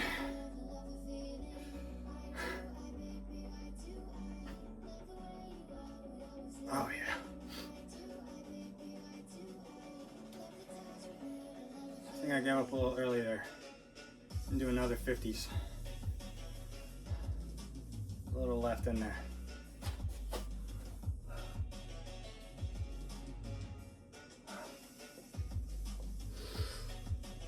Again, terrible form, but the pump is just unimaginable.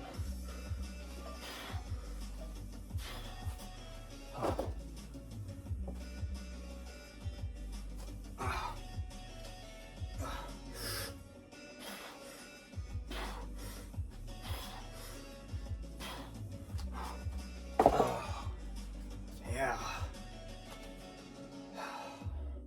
All the times I didn't hit those because I couldn't do at least 6 with them. 5, 4, I don't care. Whatever I can do, just max it out. Oh, man. Don't forget to flex, people.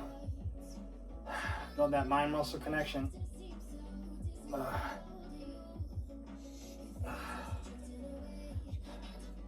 Another mini tip that works for me when I'm trying to fully flex my bicep / forearm, I put my hand like I make a fist and then thumb on top of middle finger and then kind of wrap index around it to get it like that, and then just squish like that. That helps me with like flexing the full forearm and getting the bottom, like feeling the bottom of the bicep where the insertion is. I feel like that kind of hand, putting your hand in that position helps you find that bottom of the bicep. I don't know, just something I picked that one up from my dad. He told me about that, and yeah, it works pretty good. Doing the fist thing, like you can still just flex with just making a fist, but that something about that thumb and index finger thing helps you get a better flex.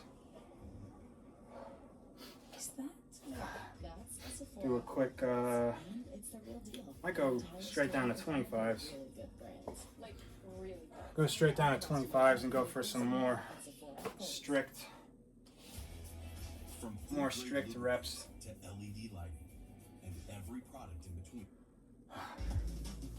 Instead of doing more goofy looking 35-pound reps.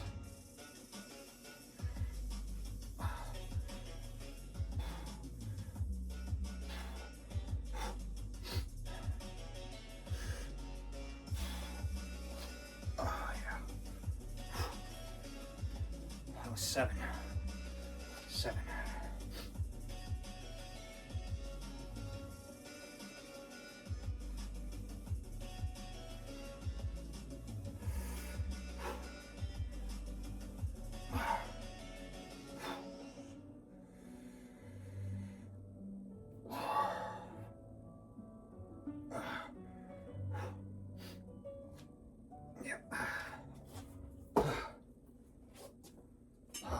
good.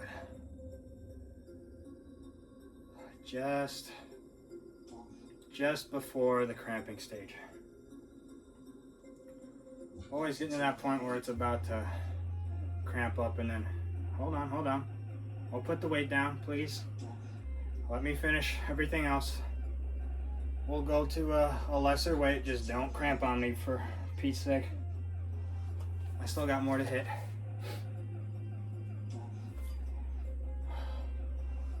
Another thing I'm always talking about, like not counting your sets and everything. So when we're talking biceps,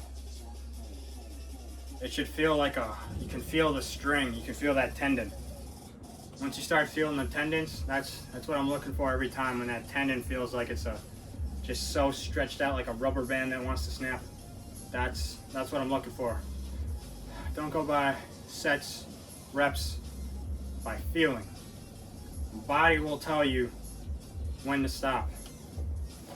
And again, every day is different. Might not be able to hit the 50s, might not be able to hit the 35s if I didn't get enough rest, or I didn't get enough protein, or if I'm sick, you know, all sorts of things.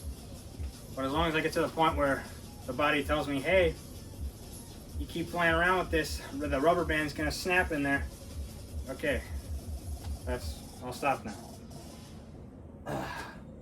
Doesn't matter what weight it's at, what rep range it's at, how many sets you're at when that happens, just as long as you hit that point.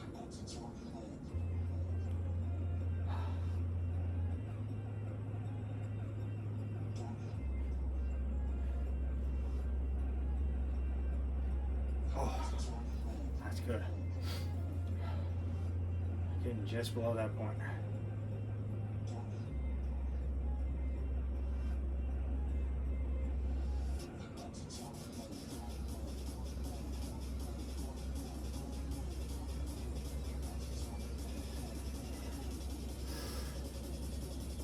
You bastard. Nope. I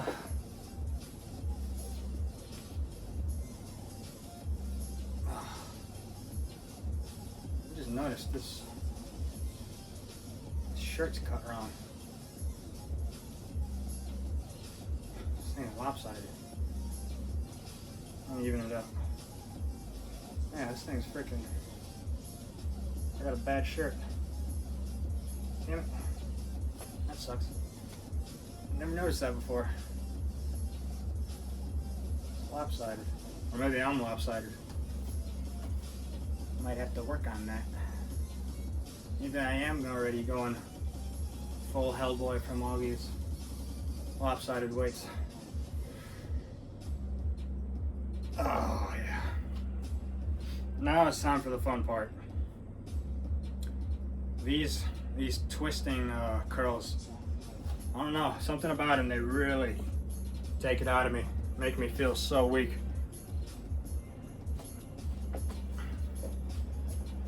But that's also some of my favorite exercises, are the ones that make me feel like a little skinny little bitch. Usually means they're gonna help me grow the most. Because again, powerlifters are looking for whatever way they can get the weight up. But us bodybuilders, actually, nope, I'm not a bodybuilder. I'm just a guy who likes bodybuilding. Always searching for the way to target that one specific part of the muscle and just put it in its least strongest position, so it's at such a weak point. You can just efficiently rip it apart and just spark that growth right away. If you didn't know, that's pretty much what most bodybuilders are trying to do with all their different forms of like curls or whatnot in the machines. The preacher curl doesn't help you lift more weight. The whole point is it puts it at such a weak position. It lets you hit the muscle that much more hardcore. That's the whole point of bodybuilding. Not worried about curling as much weight as possible, as much as just getting it where it's the most vulnerable, so you can target it, hit it, controlled damage. Is that why you send that signal to grow?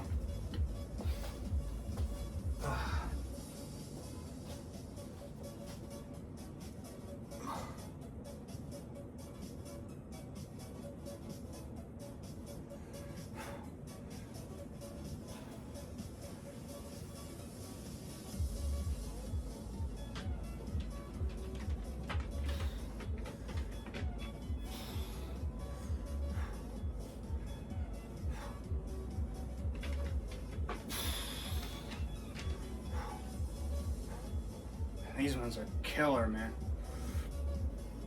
Something about them. That little twist. Little twist changes the whole game. Oh, yeah. It's on fire.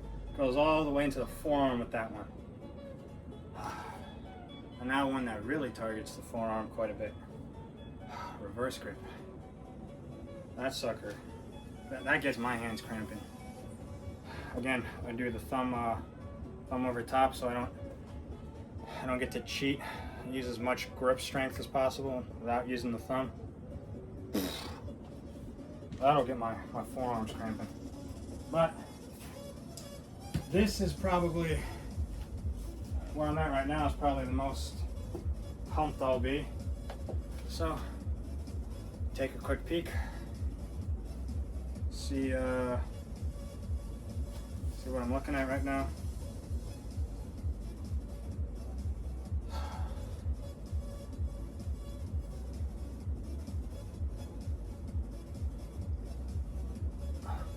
Is that in the middle of the tricep?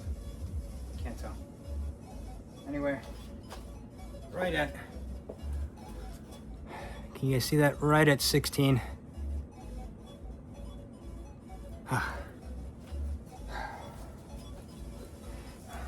Not huge, nothing to write home about, but it's growth from when I was at 15 not too long ago, a couple months ago. So as long as I'm seeing growth, that's all I'm worried about.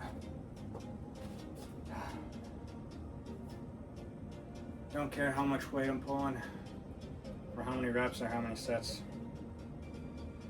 Bodybuilding is all about putting on that muscle mass, not so much strength. Strength comes with it, you know, you still gotta lift the heavy weights, but I'm not worried about going pushing 10 pounds more this week, 10 pounds more in a month or whatever. I'm worried about adding another inch in a month, or even an inch in a year, because it takes a while, especially if you're natural. You gotta have a strong will, a strong mind to keep pushing. And especially if you got other things going on and you don't get to just bodybuild, work, school, whatever. It's not easy. It doesn't just happen. I mean, some people are just so goddamn lucky. They got insane genetics. They do one session a week, and well, for the rest of us, you gotta fight for every centimeter. Oh yeah, well, that one really gets the forearms involved.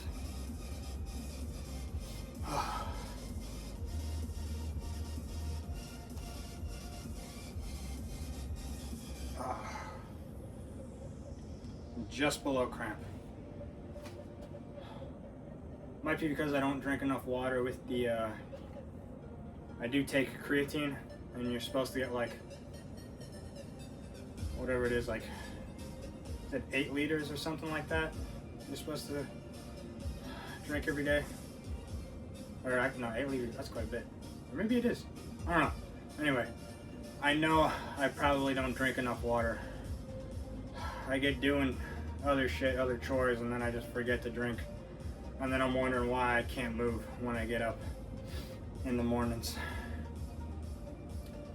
Drink your water. Better to have to go piss all the time than to end up like an old lady because you can't move. What did I do? Oh, yeah. 15s. The little baby weights.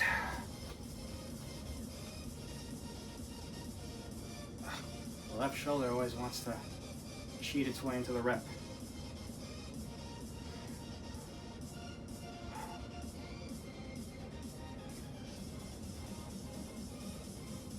Oh, yep. Starting to give up.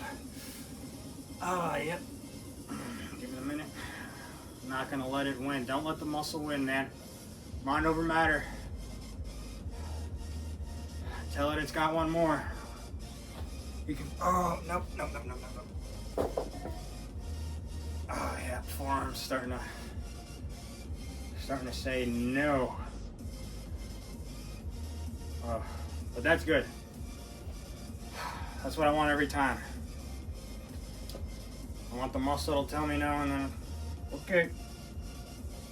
At least you've told me I've hit the max. Now I can sleep comfortably knowing I did everything I could.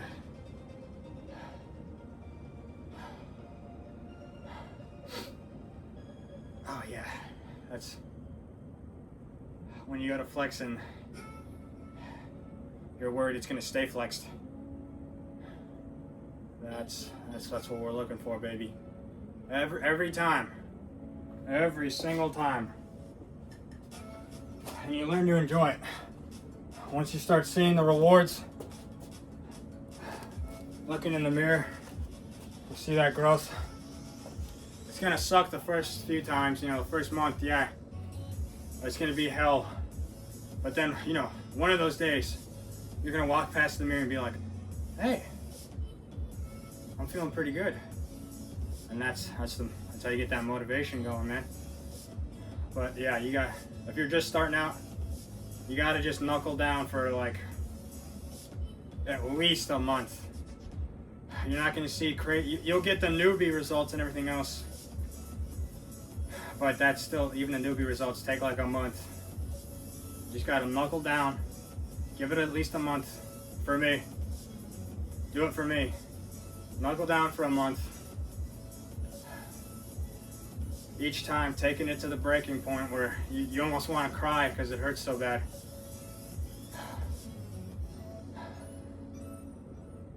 But then you'll get addicted to it. Or maybe I'm just whatever it's called, a masochist. I like the pain. But there's a lot of other masochists out there if that's the case, because I know a lot of other people taking it to the max. That's what you gotta do. Now I'm gonna, oh, that's the wrong way. Hello. Now we're gonna go to the bench. I'm gonna use the bench to, what you call it? Oh, rubber band's gonna fall off if I do that. We're gonna use the bench to do our wrist curls. Tighten this back up. There we go. Get this in view. I want the rubber bands to break again. I don't have any more. There we go. There's probably a more, there's so many different ways to hit forearm, and so many people will tell you different exercises, or like I know a big one I've seen on social media. It's almost like a trend. Everybody talks about the bucket of rice and sitting there like a kitty cat, putting your hands in the rice and kneading it or whatever. Yeah, whatever. I'm not getting a bucket of rice to do that. It's freaking weird. I'll just get a few dumbbells. Oh, I forgot my pen. I'll get the dumbbells, torque my body in whatever way I have to target each part of the forearm. Another thing I already moved the camera, so should have done this before, but get on the pull-up bar. I'll just tilt it back up. Let me show you real quick, since there's absolutely no structure to these fucking videos. Hello. Dead hangs, baby. No thumb, thumb over. This will kill your fucking forearms like nothing else. You want that grip strength. Might seem like nothing, but you sit here for a while, it's gonna start to fucking hurt. Oh, I forgot. We almost skipped traps. You guys are distracting me again. Get me all mixed up. Let's loosen this back up so we can show you guys the traps, how we do the traps. This is when we get to pull out the bigger weights on back day, since we didn't do dumbbell rows. Now we get to pull out the bigger dumbbells. Oh, is that too high? Might have put you guys too high. This is fine. Just angle the camera back down. Hello. Hello. Come on. A little cheaper of a tripod, but it's slightly smaller, so it works better for this. Good enough. Wasting pump. Get these out of the way.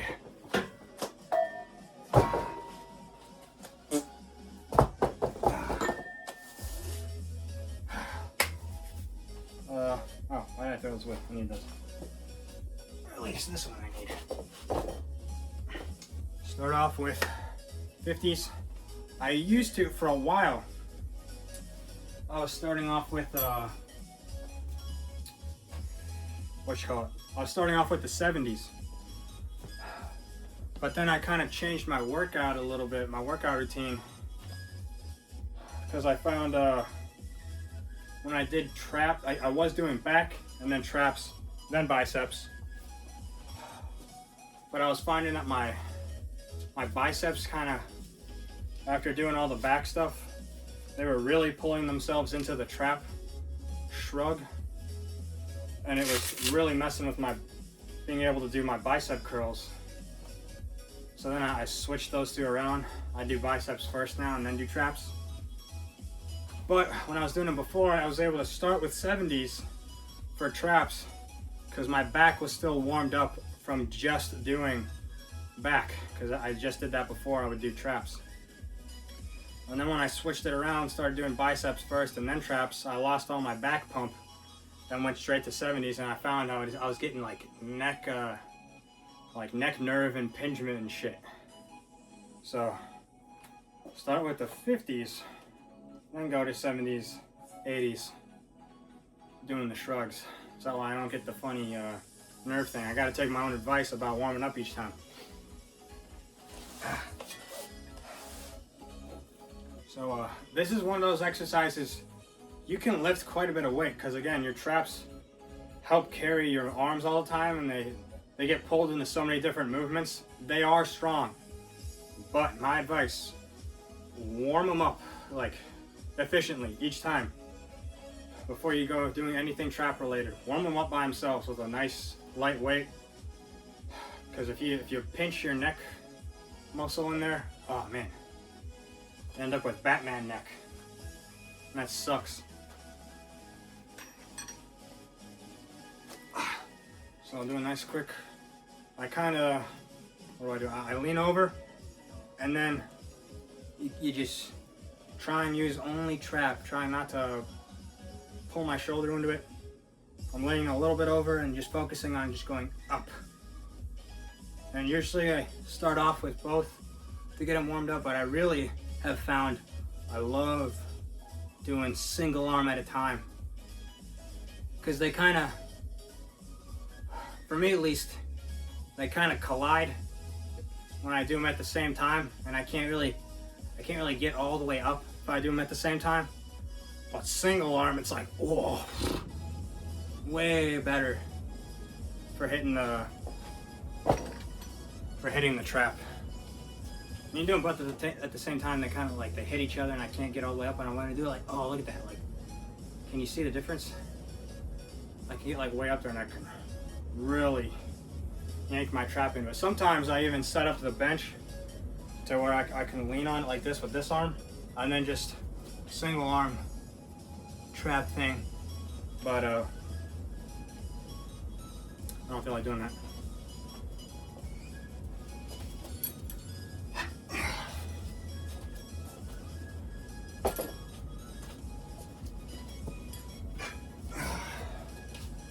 And this is one of those muscles.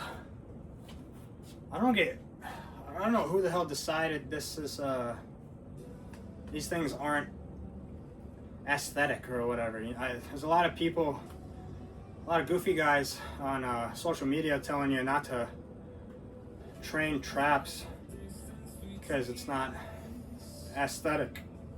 I don't know who the hell came up with that. That's just stupid. I think you should always train traps. Like, they get pulled into so many different things. Why would I want weak traps, you know? I want them to be able to support my shoulder movements and my bicep movements, because you figure they're the main connecting point to the shoulder, and then the shoulder connects to everything else. I want those to be strong so that way I can hit everything else. I don't know. I'm not sure where that came from, where I see dudes with this is just flat. I don't know how that's aesthetic. That's weird as hell looking to me. Why would I not want all my muscles to be big? Why would I only want to work certain ones? Like, no, I want to hit all of them. I want to hit each part of all of them, you know? Incline, decline, middle chest, my traps, front, side, rear delt, like, hit them all. I don't know where the aesthetic thing came from. And how is that even aesthetic? How is that pleasing to look at? You're missing a muscle. Where the hell did that come from? I mean, you don't have to look like Neckzilla, but chances are you're not going to look like Neckzilla unless you're taking a lot of steroids, because your traps, as far as I understand the science, your traps have the most like anabolic receptors or whatever, or some sort of receptor. So that's like a big tell for steroid users. The traps are like one of the first things to really pop up and grow. So I guess if you are admitting and taking steroids and you're taking steroids, yeah, maybe you don't need to train traps as much, because that's like one of the most standout features, just because they have so many receptors there for some reason. But if you're a natural, or you're just taking what all these people are taking now, you're going for these peptide things or whatever, train traps. Why would you want that funny missing muscle? It looks weird. Complete the physique. Do everything. Aesthetically pleasing is having the full package, not just going for the ones that are easy to get big. Hit all of them at once. Or, well, not at once. That's not what I meant. Just hit all of them in general.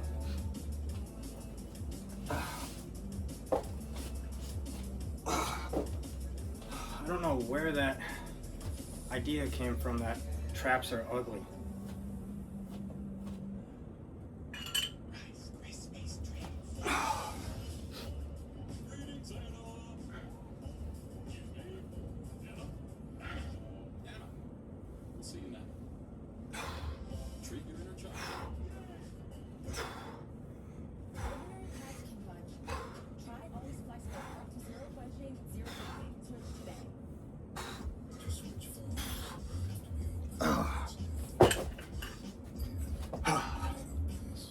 Finish off with a few quick double slide to completely kill it. And now we can move on to forearms like we're supposed to. Started getting a little carried away there.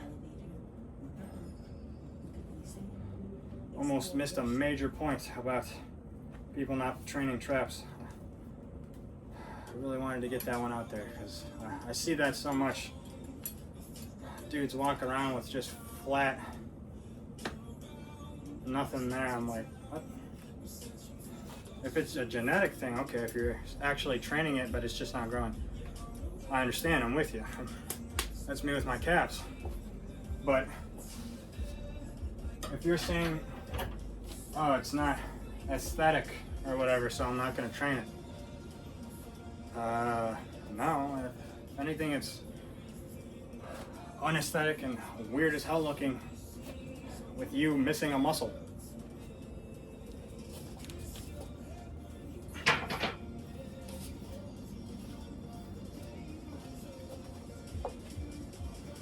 But again, if you are targeting it and it's not growing, my condolences. I'm with you in that fight. But I am seeing quite a bit of influencers telling me not to hit that, and I strongly advise against that.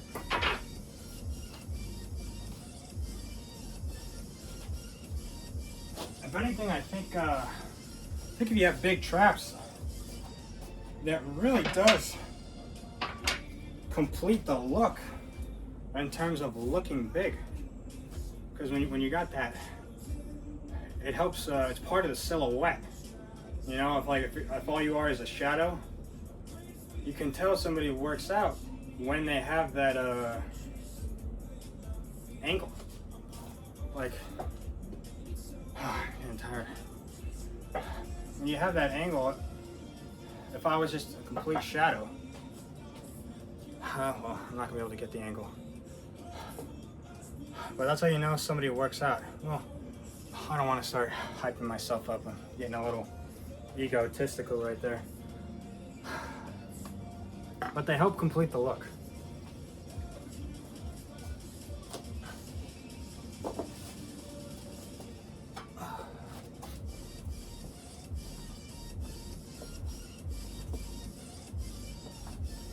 I feel like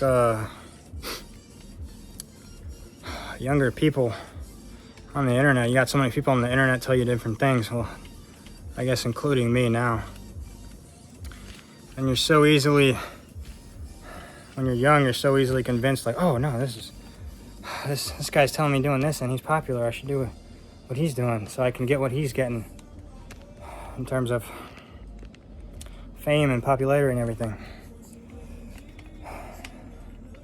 You gotta take everything with a grain of salt, including what I'm saying.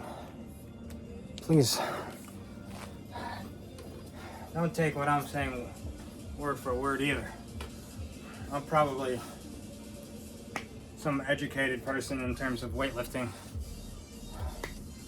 Probably has some shit to say about me. And that's, that's okay.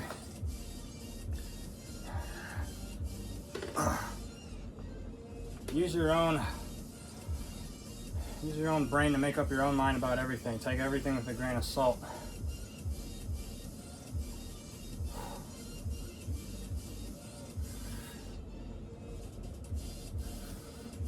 Gotta move the camera a little bit more. Right now. Not because I ran out of strength, just because my concern is for you guys. Not me bitching out. There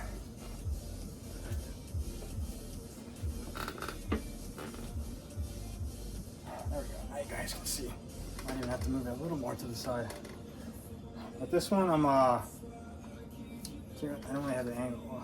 I'm moving my body to the side like this. So that way I'm hitting this part, because this is on the side. So if I just did straight like this and just rotated my arm, I'm not hitting it as much as if I lean over like this. Now I can really hit the whatever that is, that part of the forearm. It's almost like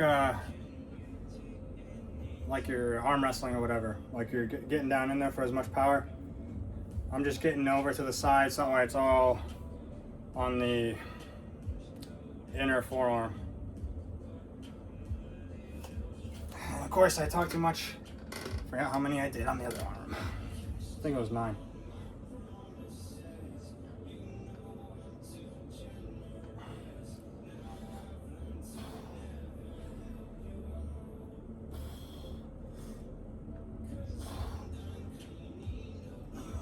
Yep, it was probably 9 because I had to fight for that last one.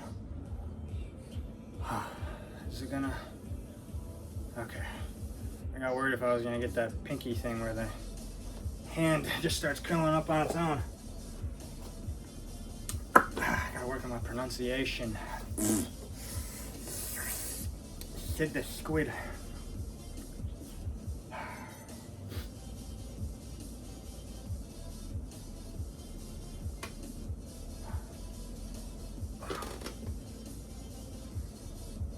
And again with these, is it within? Okay, it's just barely within the frame. I go all the way out to my fingers, just my fingertips holding the weight, and curl it all the way back in. That's what helps me build my grip strength so I don't have to use, well, actually today I did use straps, so that's a lie. Usually, I don't have to use straps, and usually my forearms are totally fine until I get to this point.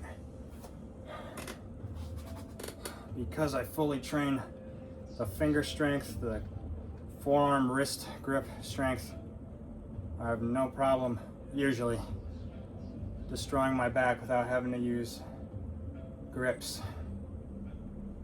But today we went a little crazy for the camera, so they're a little destroyed, more so than usual. Come on, come on, come on. Okay.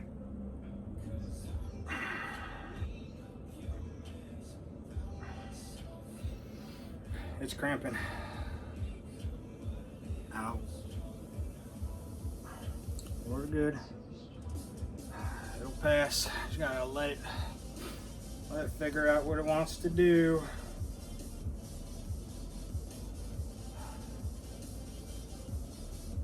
Where's my water? Oh, of course I put it all the way over there. God damn it. Stretch it out.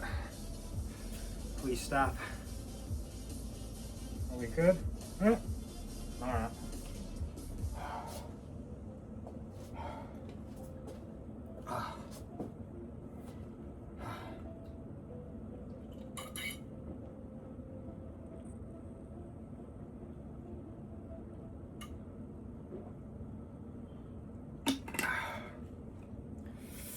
Yep.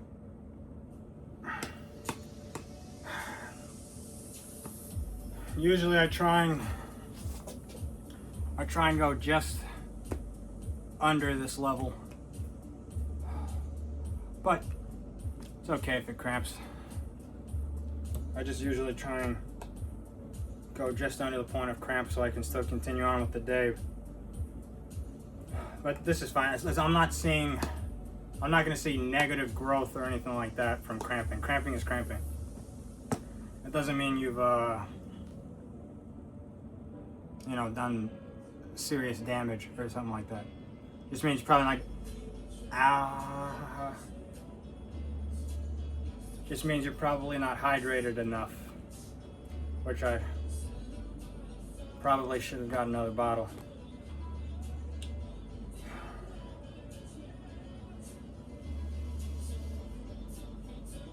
Okay, all right. I just want to make sure I got a cramp goes away so I can fully max out the top half of the wrist. I don't want to cheat my other half of the forearm just because one side is cramping. These ones for me these hurt like hell. I don't go, I used to go all the way down like this and then pull all the way up, but I've had a little bit better result staying right here, not going all the way down. When I go all the way down, for me it really affects my nerves, and I get like a little bit of clicking, probably from some sort of bad form and whatnot. So I've had better growth because I can focus a lot more on doing a little more reps since I'm not getting the full stretch at the bottom, but just staying right in this range.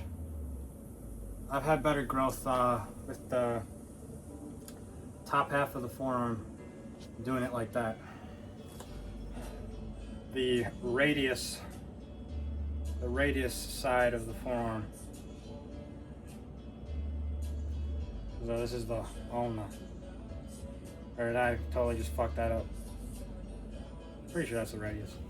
Because like your thumb moves in a rate. Nah, I don't know.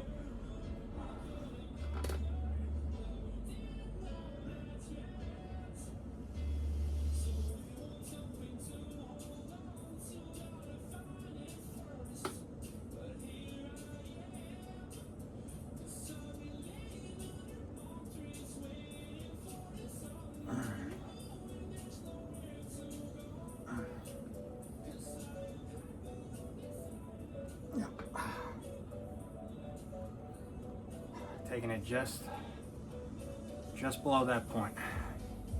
I want to be able to use my hands for today, but I want to make sure these little fellas get the message to grow. Take it just below that point. Left side is still the bottom one's trying to fight the top part of the forearm. Not gonna let it though. It's really, that left one got angry.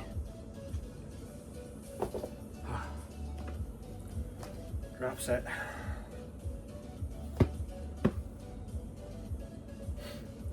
Forearms are a real killer, especially when you've been using your hands to do all these different, the rows, the curls, holding the weight for the traps. You use your hands for everything, so when you actually go to target your grip strength and your forearms that have been already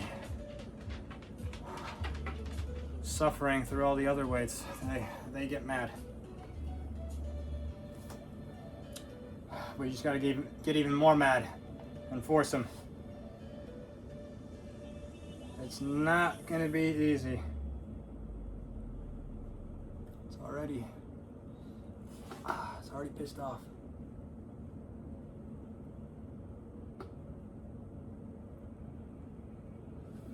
Come on. Let's get to 20. Nope. Oh yeah, it's right below. I'm afraid to bend my elbow all the way up because that muscle kind of leads into your bicep. When you go to take a shower after your workout, medium temperature. You go doing a warm shower. Oh, try that out. Take a nice sauna hot shower and see how that feels.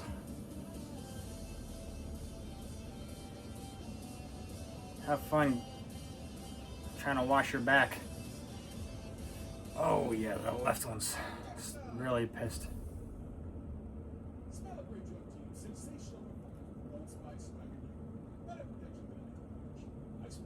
Nope. Starting to get the nerve. It's like the tendon's just not gonna let go. Another thing I should have mentioned earlier, when I'm doing them this pronated. Oh, that's the word I was looking for a while ago. Pronated. I grip the dumbbell pinky all the way to one side. That way the weight's pulling me straight. Because if I sit in the middle, you do have to use a little more pinky, but to really focus on the top, I've tried it multiple different ways. This one seems to work the best for me, just holding it pinky to the side of the dumbbell, holding it like that. This is definitely a good arm day. When it's cramping, that means you destroyed it. That means it got the message. Also means you didn't drink enough water. Oh, oh yeah. Stretch them out. There we go. If you're feeling a little risque and you got to take your shower, start off as warm as you can go, and then freeze yourself. Go as cold as you can go to finish the shower. It's a good way to like get the blood. I forget what it does. It does something with your blood vessels. Ending that shower super cold, or at least as cold as you can stand it. They say that helps with blood flow. Same as like the dunk tank thing, the ice bath. You ain't gotta get a whole thing of ice cubes and everything. Just go as cold as you can stand it for the, you know, when you're washing off all the soap. Cold as you can take it. Right at shivering point. Kind of helps. Not cramping, but you kind of just have to expect cramps to happen, man. I still, you know, banana, tons of water. There's all sorts of little things to help, but by and large, if you did it right, you're gonna get some cramps. But that's how we know we've done it right. And that's gonna end today. We've hit all our different pull muscles. To keep this to a thing where I don't have to worry about disrupting anybody else in the house, I'm gonna keep this to a Monday, Wednesday, Friday thing. So I guess I'll add an extra rest day. So Saturday, Sunday, rest day. Monday will be the next video. Monday will be push day. Hit the chest, triceps, or chest, shoulders, triceps. That'll be push day. One of my favorites to hit. That should be fun. For rest days, I'm not gonna record it, but do a little elliptical. Got the elliptical machine behind me. 30 minutes, more or less, maybe 20, maybe 40, depends on how you're feeling. Not high speed, just enough to, just like almost walking pace. And people have all sorts of different cardio machines. I have an elliptical. I think it's great because it's low impact, well, pretty much no impact.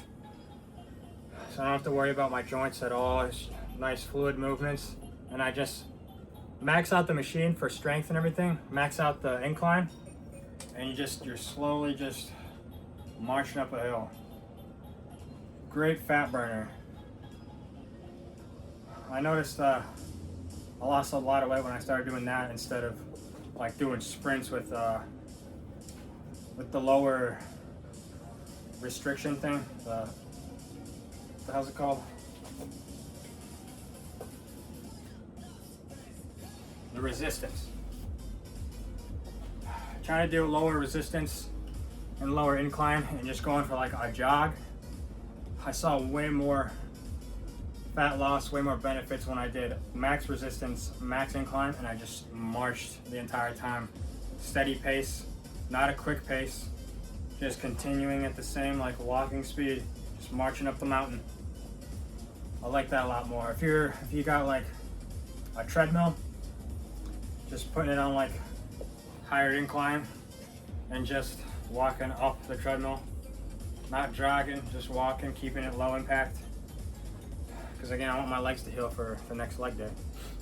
So low impact, pretty much just trying to mimic a Stairmaster. If you got a Stairmaster, you're lucky. That's pretty much what I'm mimicking. I think the Stairmaster is the ultimate cardio thingamabobby. Yeah, other than that, that's what I would do on rest days. Next thing will be chest day. That'll be it for now. If you got anything out of this video, please like and subscribe. It doesn't cost you anything. I'd like to continue doing this. If you've got any sort of tips, learned anything from this, please like and subscribe. Leave a comment on how I can improve this stuff. And until then, I'll see you guys on Monday.